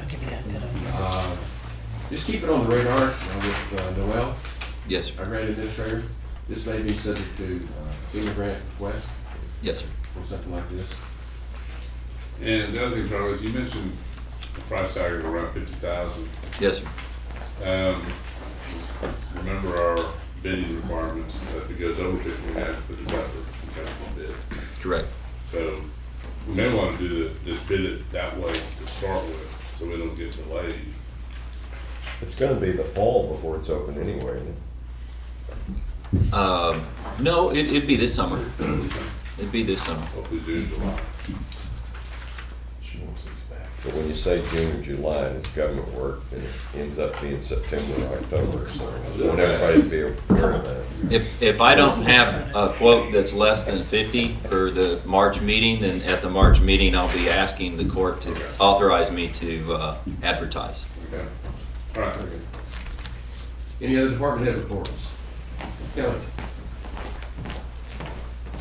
We received a phone call probably about a week or two ago from LCRA. They're doing that big project up on FM 479.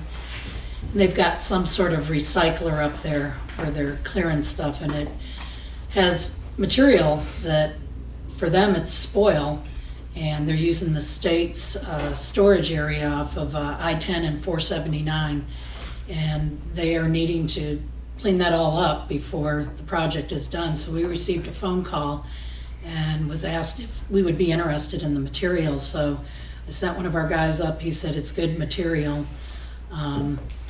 And we're still hauling, they're loading our trucks. They won't allow us to bring our loader up there, but that will help us tremendously with the offset of the material cost increase. So it's a large amount of material.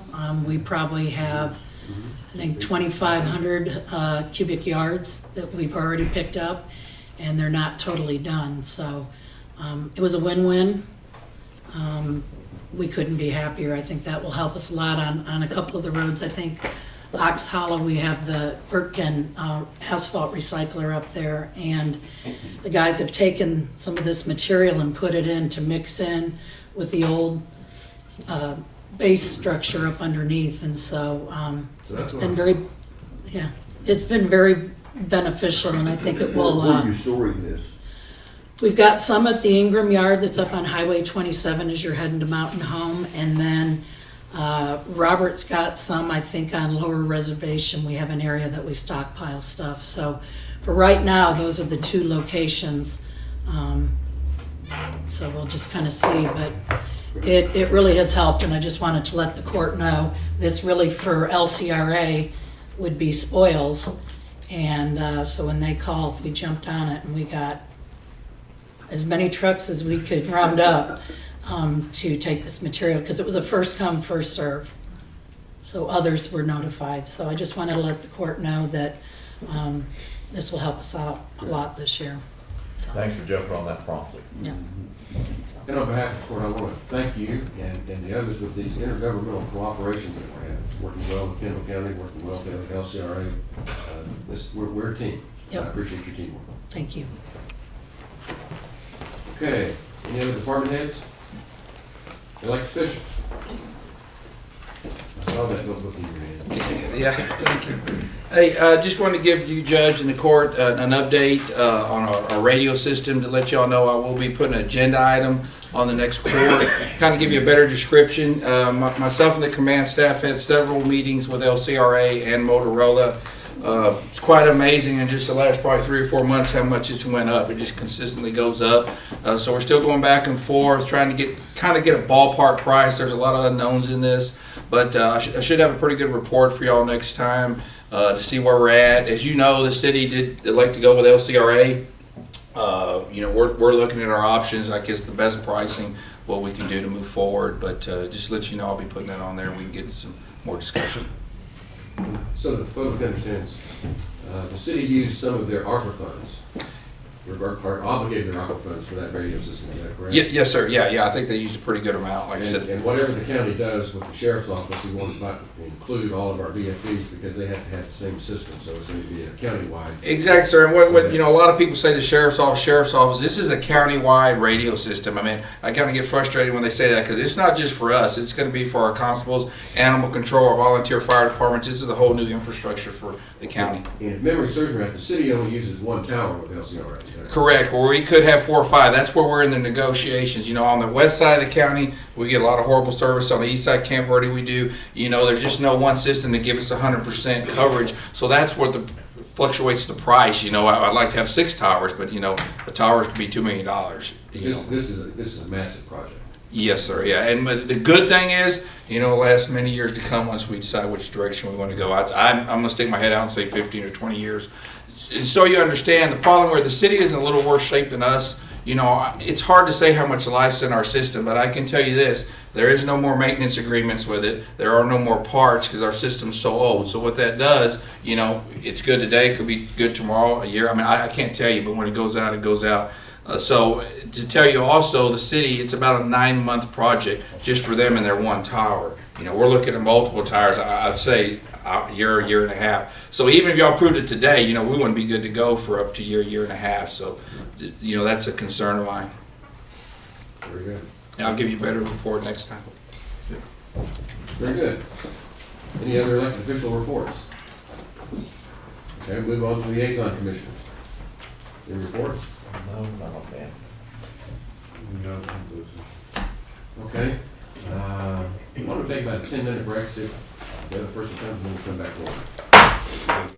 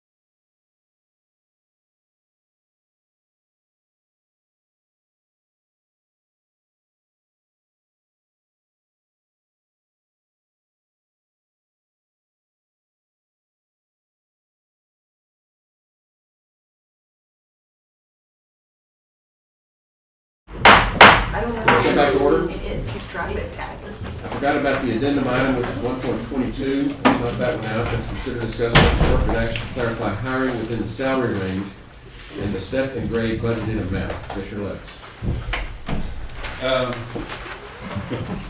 Really, that's a good one. And a lot of this is probably my fault more than anybody else, unfortunately, because I'm the one that really wanted to get people in step and grades and at the same time we did salary ranges, and we created a problem in my mind. What we've done, we have a step and grade system that covers most employees. We have a few employees. Most of these are exempt employees, and I'm okay with them, but there's some that are not exempt employees that we also have approved salary ranges for. And the difficulty comes where there's a step and grade and a salary range, both. And it's confusing to the department heads. The one that came up is Vanessa's here from the PDO. Well, let's stop. Let me introduce, this is Vanessa Scobo. Yes, sir.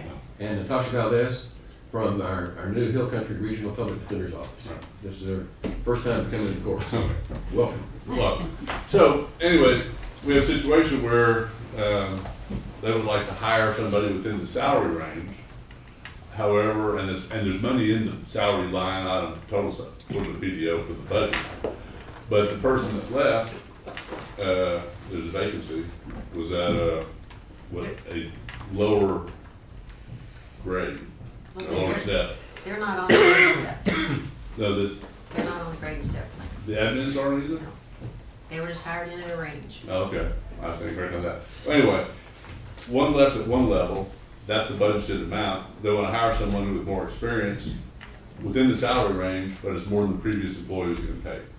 And But within a range. both in the range, but our policy is that position has a lower dollar amount in it. So we need to. I thought the issue was that everybody gets hired at a 15 for their entry. That's what I remember as being the issue, and that restricts where you can go with it with your salary once you get them in. That was what we discussed last time. Oh, everyone gets hired in at step one, but Yeah, they're not at on the 50. grade, they're not on the grading step plan. This is an important conversation. Well, sure they are. They have to be if they're being hired. The PDO is not. Oh, you're talking about, well, I'm not talking about, I'm talking about county policy. Wait a Let's go to the second. podium. Okay, go to the podium. Because I want to talk to you. Yes, sir. I'm sorry. But it was my understanding from the last time this came up, everybody is hired in at a 15. Now, you're talking specifics, one. which is the PDO. I mean, I'm talking 15 county policy. Okay, 15 is just a grade. Everybody gets hired in at a step one. Okay, the step one, so the grade is 15 that they get hired in at. Well, that's just for, there are jobs that are grade 15s, but there are grades that are, Well, that was not my takeaway from the last meeting. The problem we were coming up against was that we have salary ranges versus where somebody's hired in at. It came up about a particular job, but it illuminated the fact that we don't have a policy that can be applied to everybody. So we were trying to get everybody to be entered, to be hired at the same level and keep track of where they go from there. If you have somebody who has more experience or an elected official wants to hire somebody in at another salary range, that puts them then in another grade, is that well, not I right? mean, we have grades ranging Or from, step level. we have grades ranging from 14 to 31.5, and we have steps 1 through 20. Well, So- I'll be the first to admit, I'm confused about most of it and have spent almost all my time in the private sector where we just hire and fire people based on what they do. So this is, 4 years I've been trying to understand this and still don't quite understand it. So I'm just gonna defer. I don't have as, that's where I came away with last time, is that we had an issue, somebody who they wanted to hire more experienced, better qualified and so on than the last person. It's in the budget, we could have done it, but it was an issue because of the policy of the county and where we hire somebody in. Am I not right about that?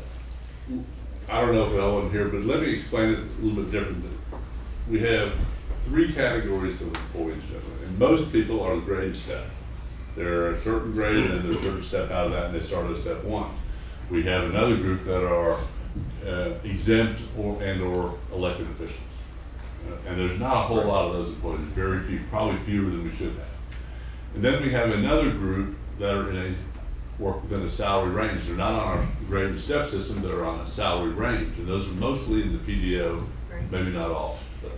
And this issue, Rob, this is on the agenda, is the PDO would like to bring somebody in that has appropriate experience at a higher salary within the range, but is higher than is in our current budget.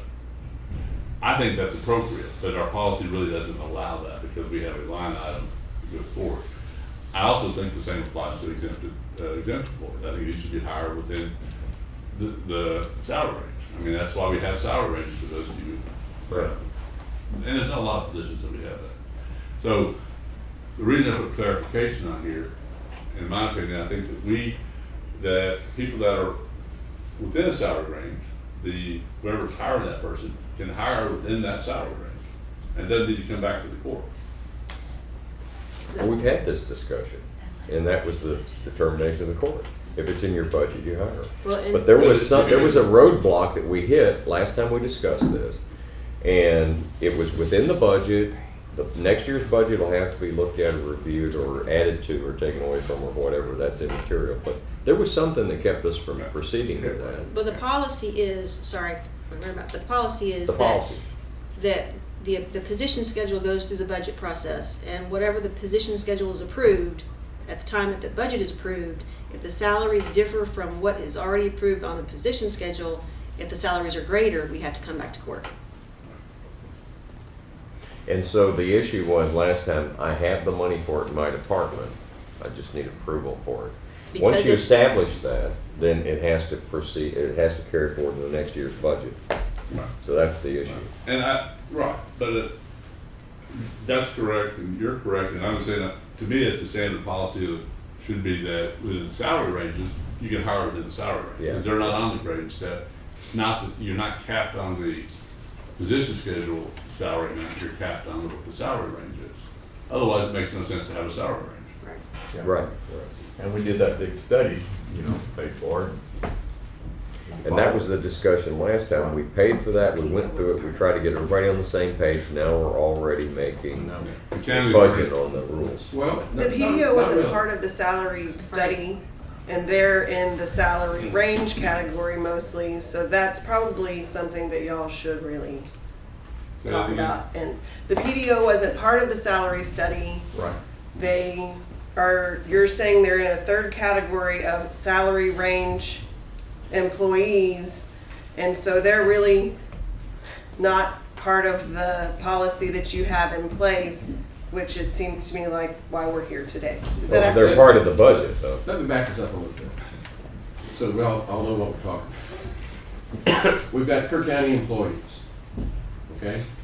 And then what happened was, we went into this 5-county public defender's office. And we got a significant grant from TIDC, the Texas Independent Defense Commission. And part of that was they worked up a budget, and they did their own salary study, and they put in ranges of salaries. And that was actually at the request of the Oversight Board when we worked with TIDC at the time, because we didn't know what we were going to be able to do. And this is for the Public Defender's Office. As awkward as it is, the Public Defender's Office is still part of Kerr County. But they're using ranges, legitimately using ranges, because that's what the tools they were given to use. And they have not been slotted into a formal grade step like the other Kerr County employees.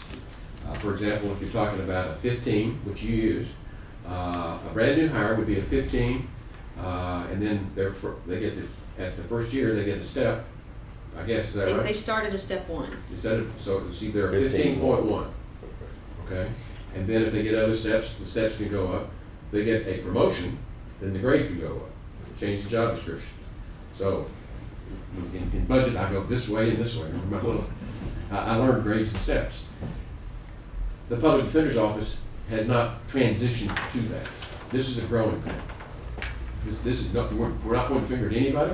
They weren't even here when the salary was done. It just happened this way, and now we got to figure out how to reconcile it. That's the issue.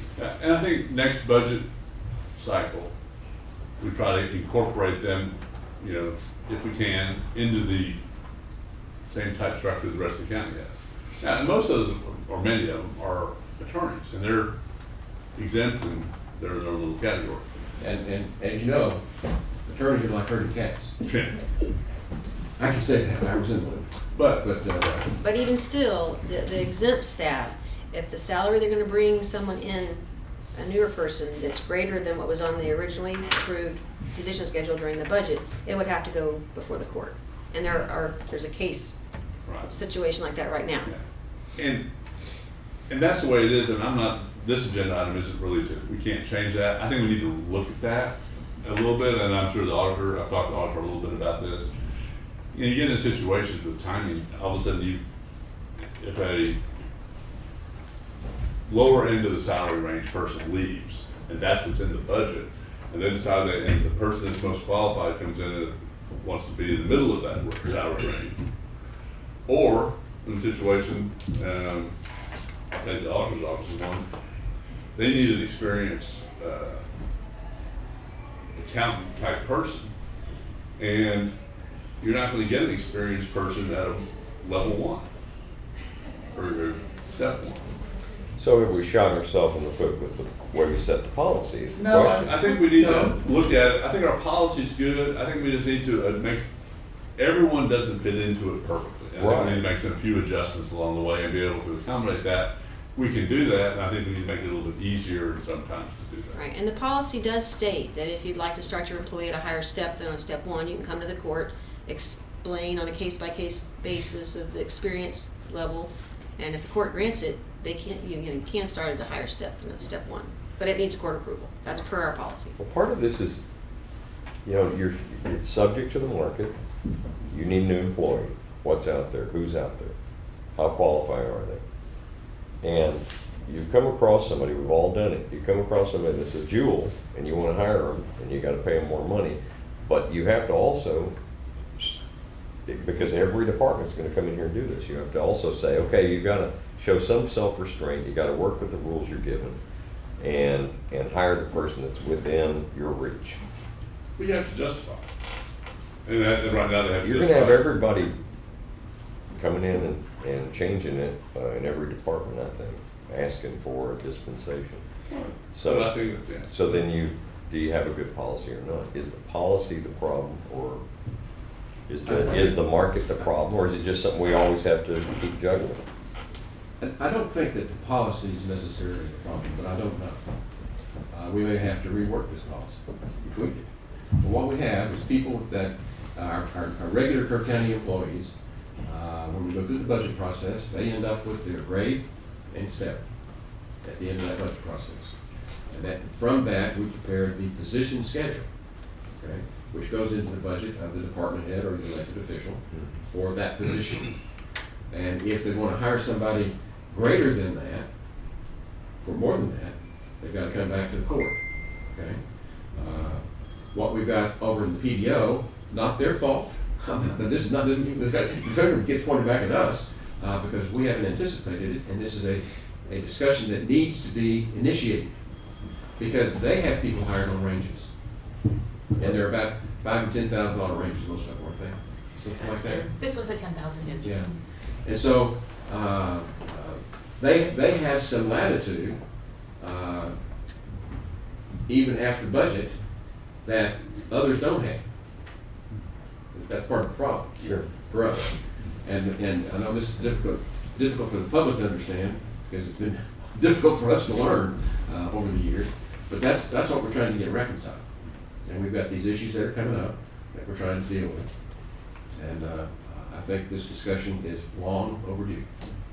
But for the specific situation that they have at the PDO right now, to me, as long as there are funds in their salary line budget, they should be able to hire within the salary range. I agree with that. That's simple.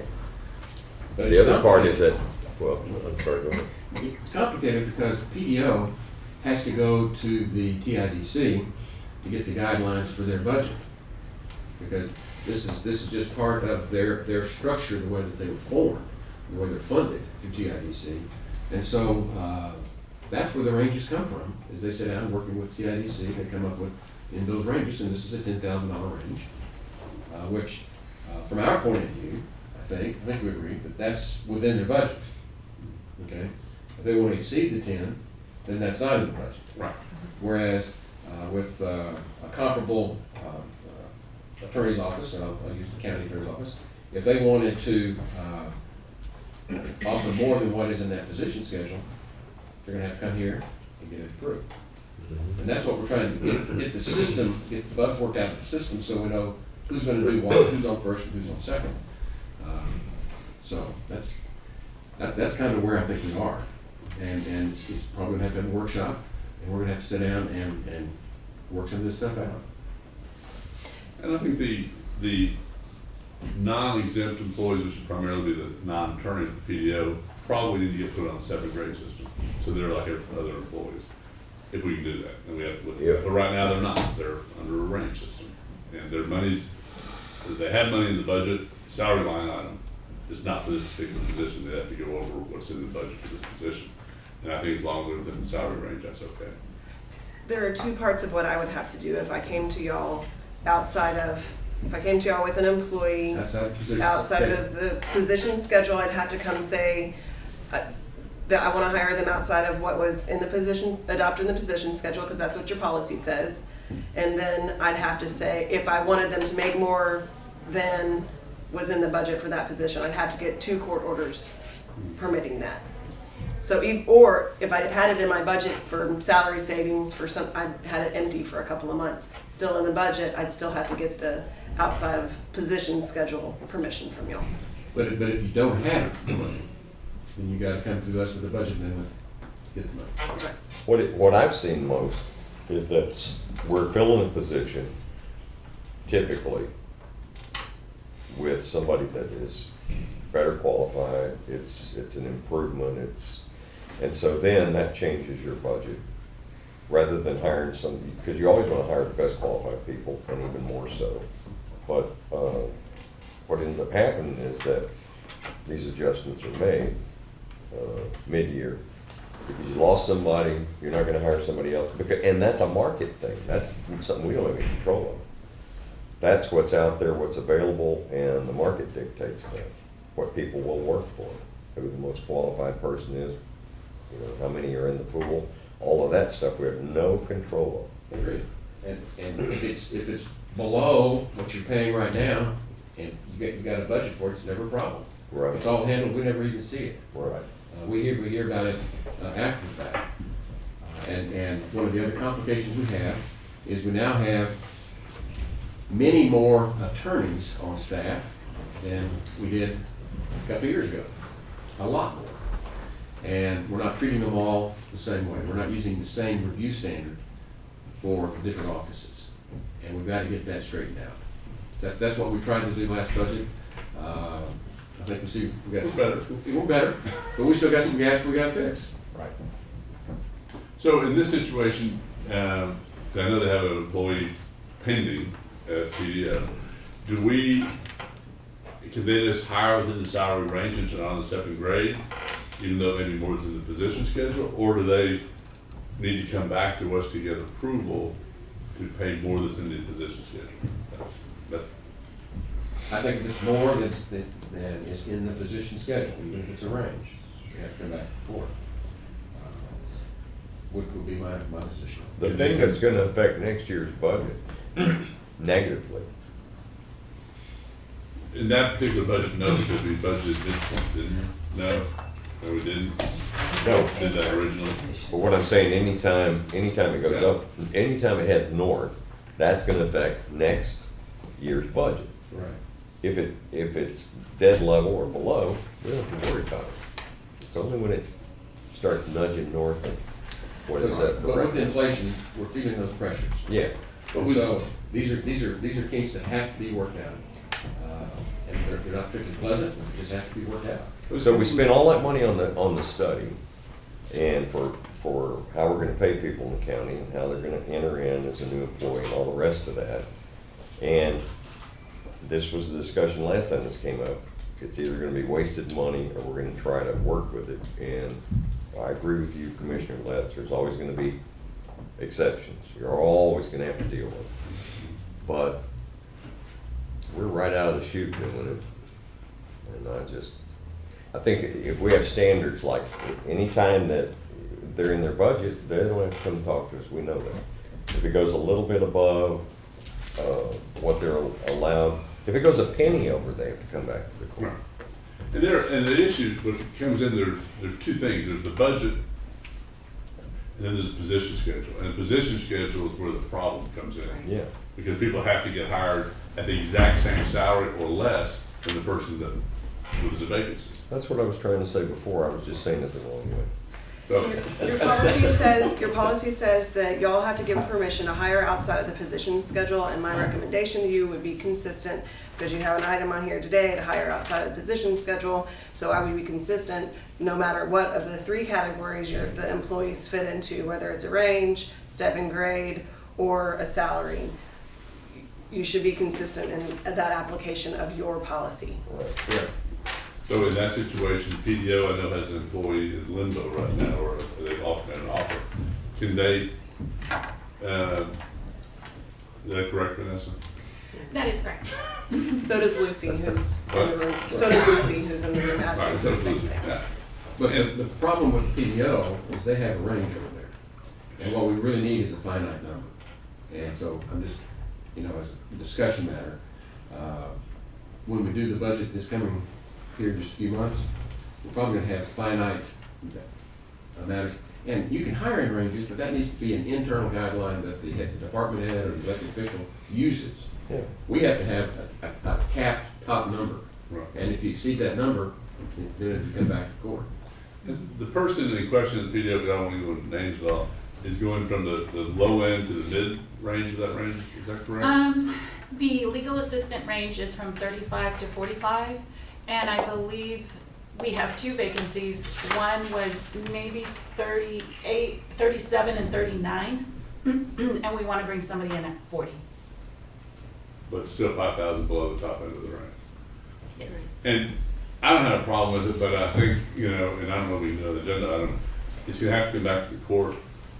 Is it okay to come back and ratify it after the fact? That's, I guess, would be the question of this one. We did that today earlier, so. Yeah, we did. We had a ratification already. Yeah, I said, But it's been, and I know the county doesn't like this, but it's a different situation. They were told they had a range, and they thought they had a range. They didn't realize it until they made the offer that they can't do it. So if they're within the range, then they don't need to tell us anything. No, But if they they're do, outside the because position schedule, they It's do. not in the position schedule. See, that's why it's so complicated, folks. But I think the better policy is, an old saying we use in my family, when in doubt, check it out. Until we get all the kinks worked out, I think it's probably good that the PDO go ahead and come to us and let us approve whatever it is that they want to do. If that's what you would think that's appropriate, that's the recommendation. And start getting them into the loop just like everybody else so that they get accustomed to it, instead of all of a sudden stay in limbo here for the next few months and then, start October 1, everything changes. And I think, and this, those that don't know, I deal with PDO a lot more. Vanessa is their office administrator, and the reason she's here because she handles this for that whole office. And I think it's, I'm sure it's been, inviting to her to listen to us talk about it. But it's, I'm not gonna say it's perfunctory necessarily, but it's on basically a case-by-case decision based on merit.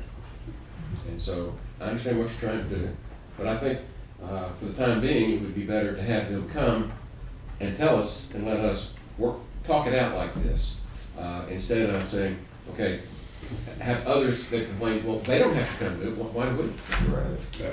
I want to get a uniform. Right. So the back of the question, can they bring the person on tomorrow that they made the offer to? That's the question, and that's what the situation, the person was supposed to come on today, and they thought they were doing it right. But that's not on the agenda. I know. But that's why I brought up the word ratify, to be ratified later. So, from my point of view, as the the person who drafts the budget, with able assistance, but, the top number in the range is technically in our budget. No. No? The salary, the position schedules what's in the budget. Yeah. Okay. That's the problem. So, on the position schedule, what do we have them at? Whatever they've been making, right, Jennifer, is what you Correct. pull forward? Correct. You said 37? There's 2 vacancies. Right, and it's skewed a little bit because of the 27th pay period. But the total for the 2 is 39, 245, 68, and she's asking for 40, so it's just, we're close there. The other open position is 37, 329, 82, and they're asking for 40. So what we could do, Vanessa, you could hire them on at those levels, and then you could come to us at our next meeting, and we could increase them based on within the salary range. And they'd have one paycheck and a little bit, few dollars less, that would be caught up, based on the salary range recommendation of the next meeting. And you had 4 legal assistants, is that right? 5. 5? And so what we've really got in the budget is whatever they were hired at that time. That's what we have in the budget. And that's what's in the position statement. Right. And so we're gonna have to go outside the position statement to fill these vacancies. So And I understand. we can, I know one of the positions was very close. We can bring them in at that one and, like Commissioner Lett said, come back. And we do have If a that is- felony defender position that's kind of in the same boat. It's a little bit more than what's on the position schedule, so we need to bring that one back too. Okay. Okay. But we wanna work together to get these things accomplished. And we appreciate you coming here and helping us with this. And so you can hear our explanations and hopefully understand, what we're trying to fix. Yes. Aren't you glad you asked? Yeah. I keep them from coming Go back. have sausage. Okay. Okay, so this is just information only? That was just the clarification, so they knew what to do, and they know what to do. Well, hopefully, Yes, so we'll still bring them in. hopefully, the folks here and the folks at home have a little bit better understanding of what we're having to do to get these sort of people guys. And it's just growing pains, bringing in that big office, which we're tickled at to have, we're proud of it. For those that don't know, it's become kind of the Cadillac or the platinum standard for public defender's office in the state of Texas, so we're very proud of them. But we've got to fix these little glitches. We'll get there. Okay. Okay, let's go back to, I believe we're at item, we're gonna take them all separately here, 119, 120, 121, is that right? Item 119, consider, discuss, and take appropriate action to modify the job description for the full-time 216th District Attorney Investigator position. Ms. Wilkie. Yes, good morning. Well, actually, yeah, it is still good morning. Basically, what I'm seeking approval for is to pay a new hire the same amount. I'm not going outside the position schedule, the same amount that's already budgeted for a vacant position in my office. So what's currently budgeted is $60,611. I have an applicant that is a jewel, as Commissioner Ballou mentioned. He has 21 years experience, 11 of it administrative supervisor experience. He's got a Bachelor of Science degree as well as a master's degree. And this isn't going to be a retirement job for him. This is a second career for him. He is actually going to be moving from Houston if I can pay him what I'm requesting. He's going to be moving his family from Houston to the Hill Country to take this position. So, This is a question, what item are you on? I am, 119. it's just kind of an overview. I think Judge Kelly said, we'll take them all together, so it was Well, just. I asked it, and Yes, I did want to take them all together. I've only called 19 right now. But it looks like this is, it sounds like she's talking about 21. That's what you're at. Yes, 21. Well, they're all tied together. Let me call the other two, that way we've got them all. Sure, thank you. We're going to consider at the same time item 1.20, which is consider, discuss, and take appropriate action to change the grade for the full-time 216th District Attorney Investigator position from 22.5 to 25.5. And then 1.21 is to consider, discuss, and take appropriate action on the requested salary for a new hire for full-time investigator position for the 216th District Attorney's Office. And So that's, Correct. Okay. So right now, it's budgeted at $60,611, and that's a step, a grade 22.5 and a step 8. I have redone the job description for this particular applicant, and he will have additional duties more similar to that of the 198th DA's investigator.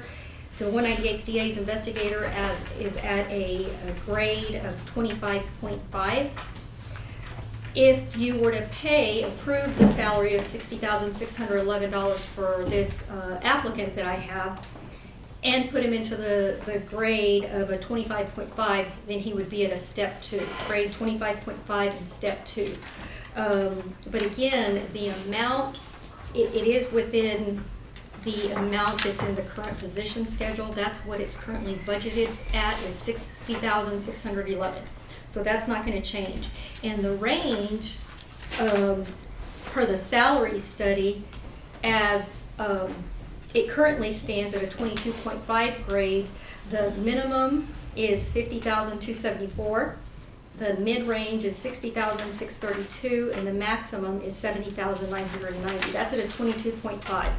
So what I'm requesting is not only what's already budgeted, but it's also in mid-range. It's $21 less than mid-range, but it's in mid-range.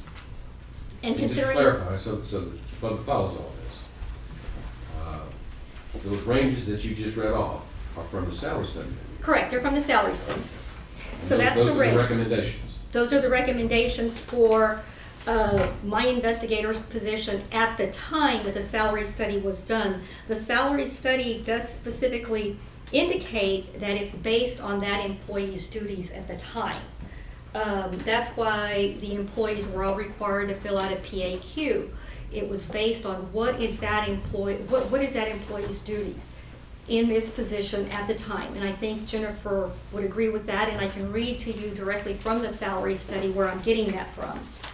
Well, that's what the public understand. With the salary study, what the court's objective was to try to get people to mid-range. And that's what we worked on and did in the budget last year.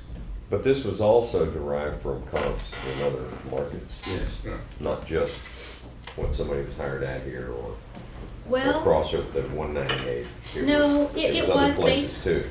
it was based on each individual's duties. So it was based on the duties of the 198th DA investigator and the different duties of the 216th DA's investigator. But also other places though, Lucy, not just Kirk County. Right. Correct. Yeah, okay. Correct.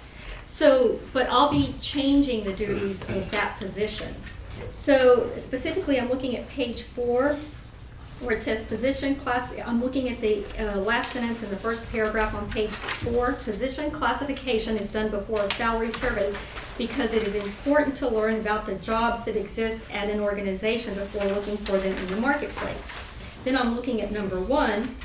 And it said each full-time county employee, supervisor, and department head was given the opportunity to complete a comprehensive position analysis questionnaire. That's the PAQ, summarizing the scope and complexity of the duties and responsibilities of their position. Then under number 2, I'll just read the whole thing. Based on the analysis of the job content of the various positions, we sorted them into common occupational series and groups, and then determined the number of distinct job levels or classes within each group. Table 1 in the appendix of this report is the resultant schematic of occupational job classes, reflecting the actual duties and responsibilities performed by the employees. So it was specific to what that employee was doing in that office. And I think for the most part, those are going to stay the same throughout. In my particular case, that's going to change.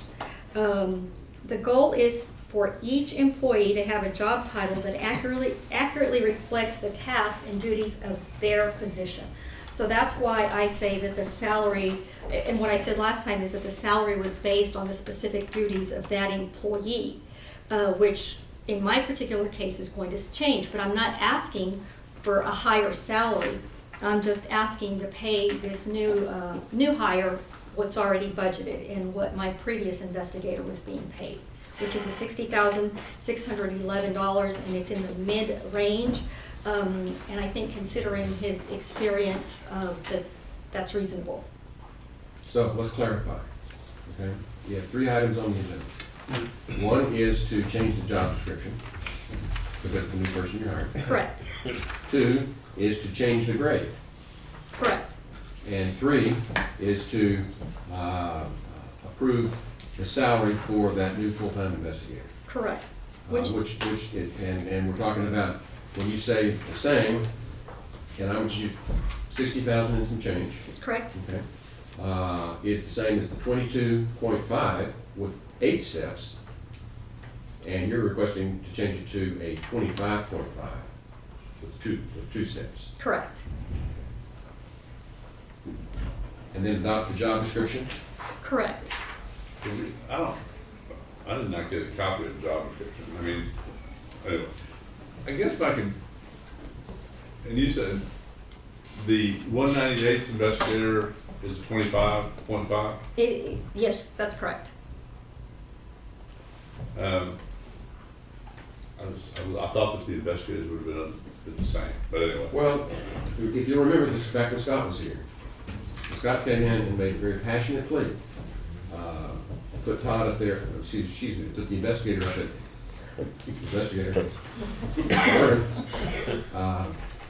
at that higher rate because he did a lot of plea bargaining and negotiating pleas out. I remember that was one of the big selling points is he had somebody that was really making the county a lot of money because they were agreeing to these fines. He wanted to be able to compensate his investigator that was doing that. And so that's how he got to the 25.5. 25.52?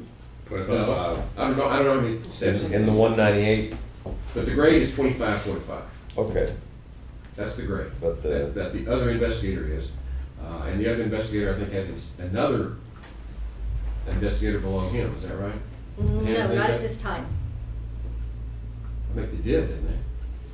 Are you talking about in the 198? Yes. Yes, I'm sorry, they did, but they don't anymore. Okay.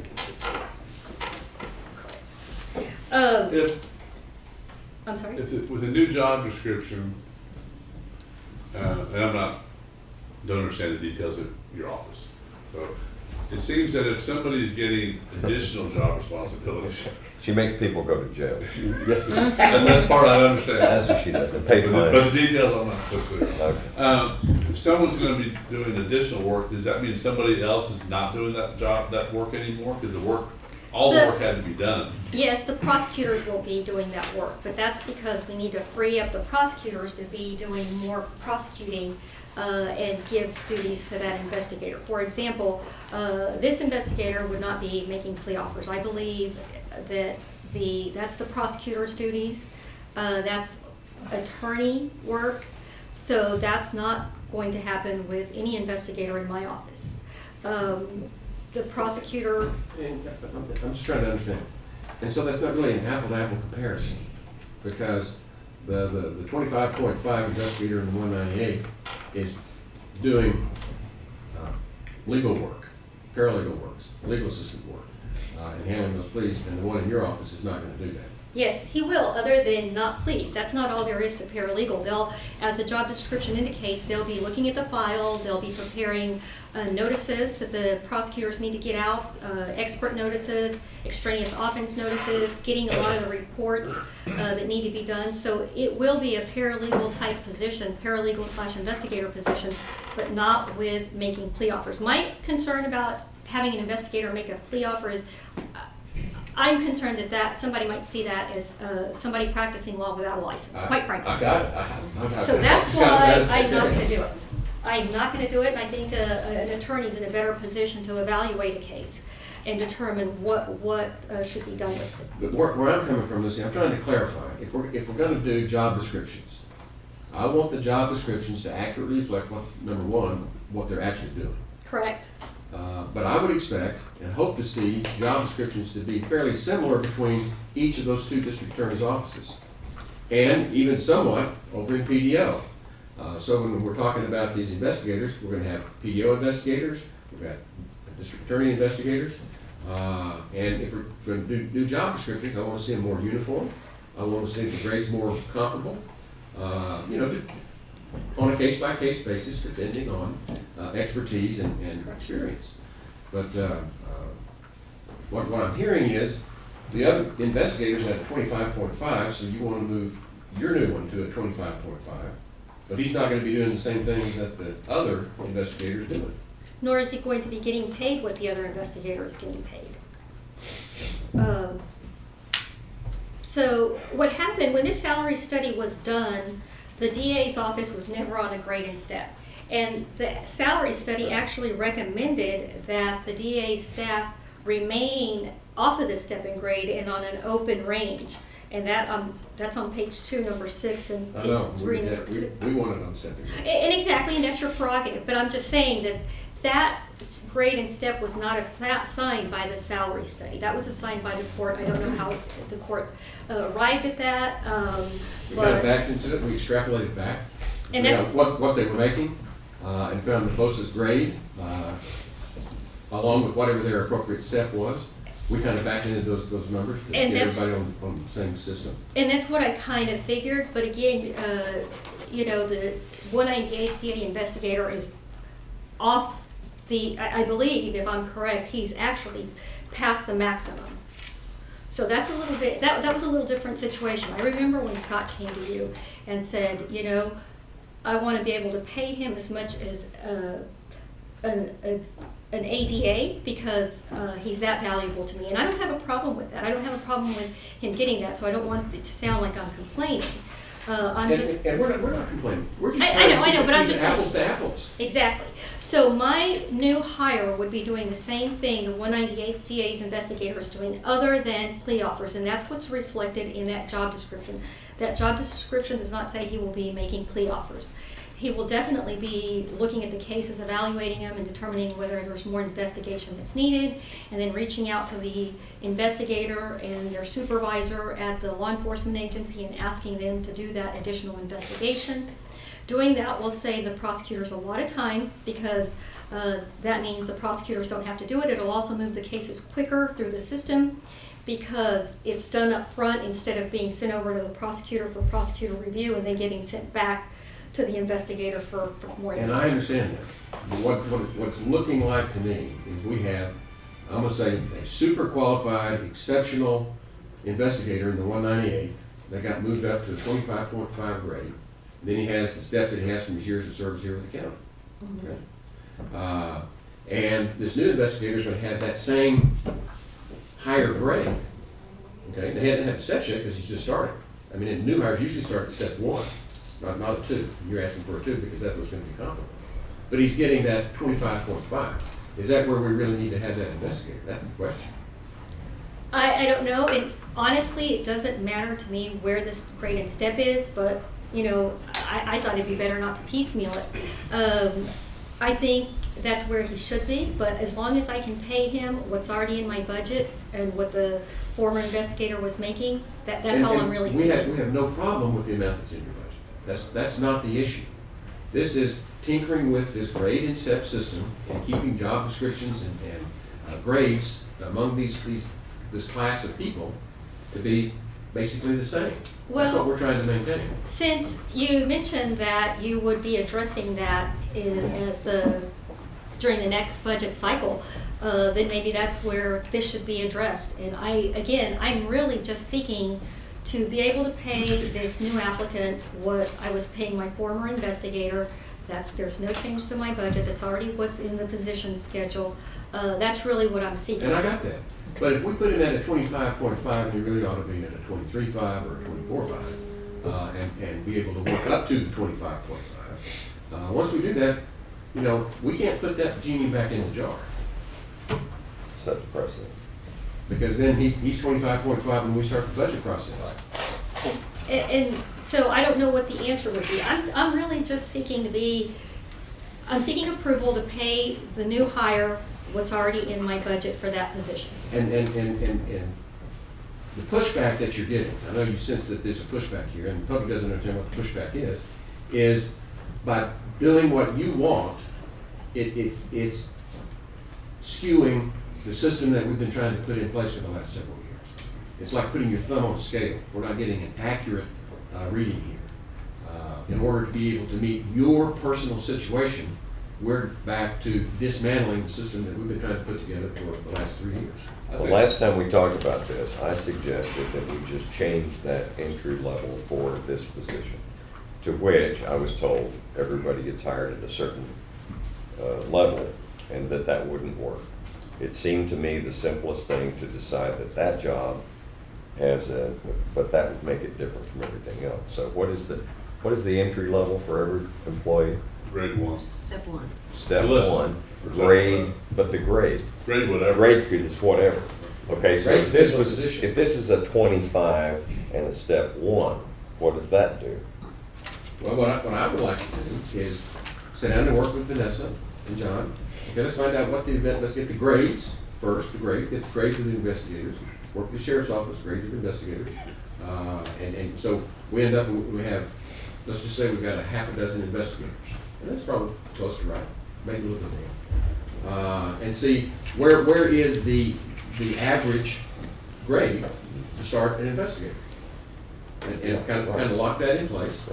And then use steps would be my proposal, is you use those steps, because we have some discretion with regard to the beginning steps. But I think we were talking about having to get up to as many as 8 steps for him to make the same thing, because if it stays at a 22.5. Well, Now, that's what I you don't said think was- sheriff's investigators are, I think they're higher. They're at 25. Yeah. Depends how much time they have on their steps. And I can guarantee you, if I were an investigator in the sheriff's office, and I hear that we're hiring about 25.5, I'd be sitting in your office. Do they get certification pay Yes, increases? yeah, so depending on, they have an intermediate, advanced, master's, depends on the step to the right. Judge, to me, we passed on the first 2 items until we Job get a job description, and those are more either future meeting or budget Send meeting. the job description. The job I description have the is job description. an investigator. You've been sent the job description. But it says she wants to revise it. She sent y'all the revised job description. Well, I In an saw email? But I would rather pass on those, and the main thing is, and I don't have a problem if the person has experience to go in at that salary level, and we can we can do the adjustment later to, during the budget, look at the PDO, look at the 198, and get that done, and just authorize the hiring. Before we pass on those, can we go into executive session, please? Sure. Thank you. We'll go there anyway. Thank you. But I think that it's appropriate for Lucy to stay in for that part. So, before we go into executive session, how do we hire this person at the salary, desired salary? And it's pretty much a given. Now, until we go through and make these determinations as to what should the starting grade for an investigator be, and then how much credit do we give to new hires with their experience and stuff? Because your people have worked their way up. Yes, sir. And pointing over to PDO, you have hired experienced people that you put in those positions. And they now have a grading step. No. They don't have They grades. don't? Everybody within the PDO is in range. They don't have that system. Yeah, they need to get. They're trying to pull them in. Right. And it's not your fault. No. But You gotta be part of this. may I say something? Yes, ma'am. So, the sheriff's office investigators don't come in at a step 1.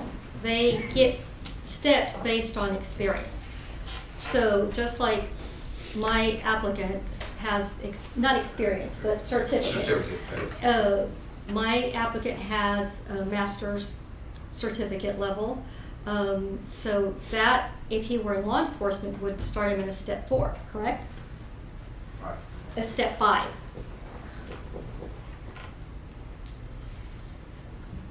And what is the 22.5 salary? At a step 5? 22.55. What is that salary? 56,284.80. Well, what we have here is a personnel issue as we try to reconcile grade step implementation across the board. That's what we're really doing. I'm not hearing any pushback as to the amount of the salary. So I think we're on the same page. We gotta figure out how to skin the cat. I don't know if we're ready to make that decision at this very moment or not. It's a personnel issue that we need to carefully consider.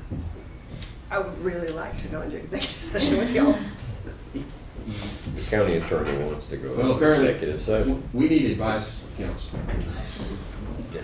So I'm gonna go ahead and call a little break here and let us deal with this issue. We may come back out if we can get this one decided today, and then do another executive session afterwards on these other issues. Okay? So we're gonna stand in recess for. We're going into, just going into executive We're session. going into executive session. I'm letting them go.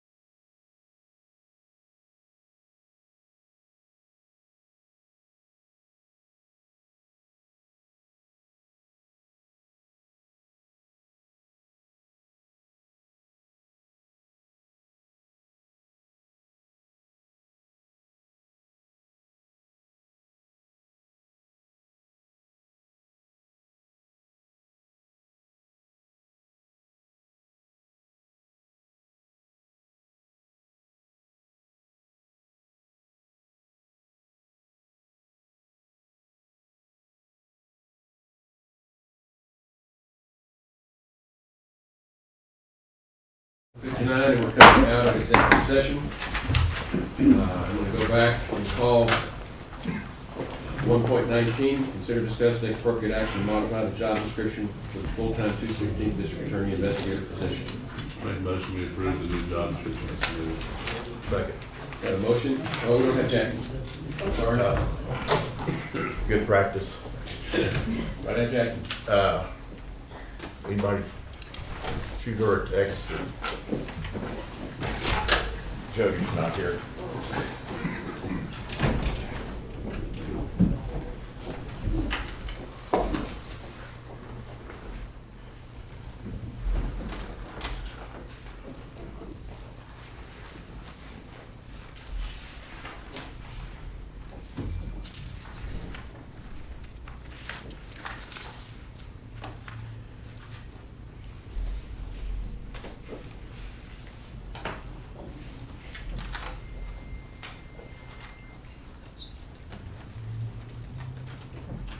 And then we got pretty lengthy juvenile docket today.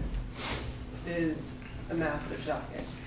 Do you want to do the detentions first so that they can get on the road? Thank you.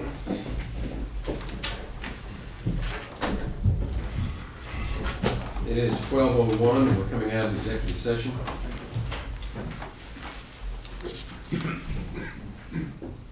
And we're on YouTube now, right? Good. Recall item 1.19, consider discuss take appropriate action to modify the job description for the full-time 216th District Attorney Investigator position. I'll make a motion that we approve the job description as submitted. Second. Got a motion and a second to approve this description as presented. Any discussion? Those in favor, raise your hand. Unanimous. 1.20, consider discuss take appropriate action to change the grade for the full-time 216th District Attorney Investigator position from a 22.5 to a 25.5. I'll make a motion we make that position in grade 25. Wait, There's no .5. That's So what? The agenda item is what she asked, 25.5. Yeah. And what we're gonna do is discuss that. Okay? Got it? My motion is to make it, set it at grade 25. And Steph? It is on the next one. We're making that position in grade 25. Second. Okay. We got a motion and a second to approve the grade for the new investigator to be 25.0. Correct? Any discussion on that? Those in favor, raise your hand. Unanimous. And then in conjunction, the next item is at 1.21, consider discuss take appropriate action on the requested salary for the new hire, full-time investigator. I make a motion we set that salary at 25.3. Second. Or vote. Grade 25, step 3. Good, everybody. There isn't an effective date on any of this in the order, just throwing that out there. They effective immediately, effective. Yeah, effective immediately, all 3. I would say. Okay. Good. So we have a motion and a second to approve the new hire salary at a grade 25, step 3. Any discussion? Those in favor, raise your hand. Unanimous. Thank you, Mr. all right. Thank you. Okay. I don't think we have anything else to do publicly, so we're going to go back into executive session on a personnel matter. That would be under 4.3A, consider discussing appropriate action regarding personnel matter in human resources department. And under 4.1. On 4.1? Yes, sir. Oh, on the litigation. Yes, sir. 4.1, review of litigation advice. We're like a 5-minute break.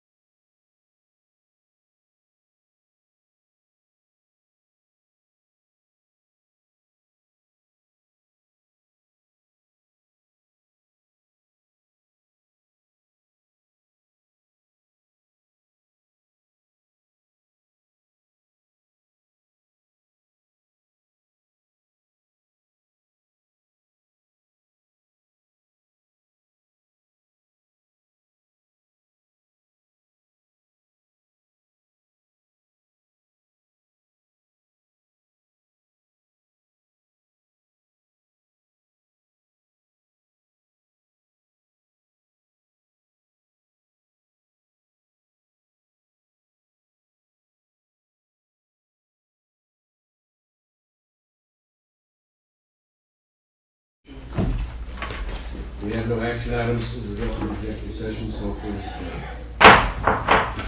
All right.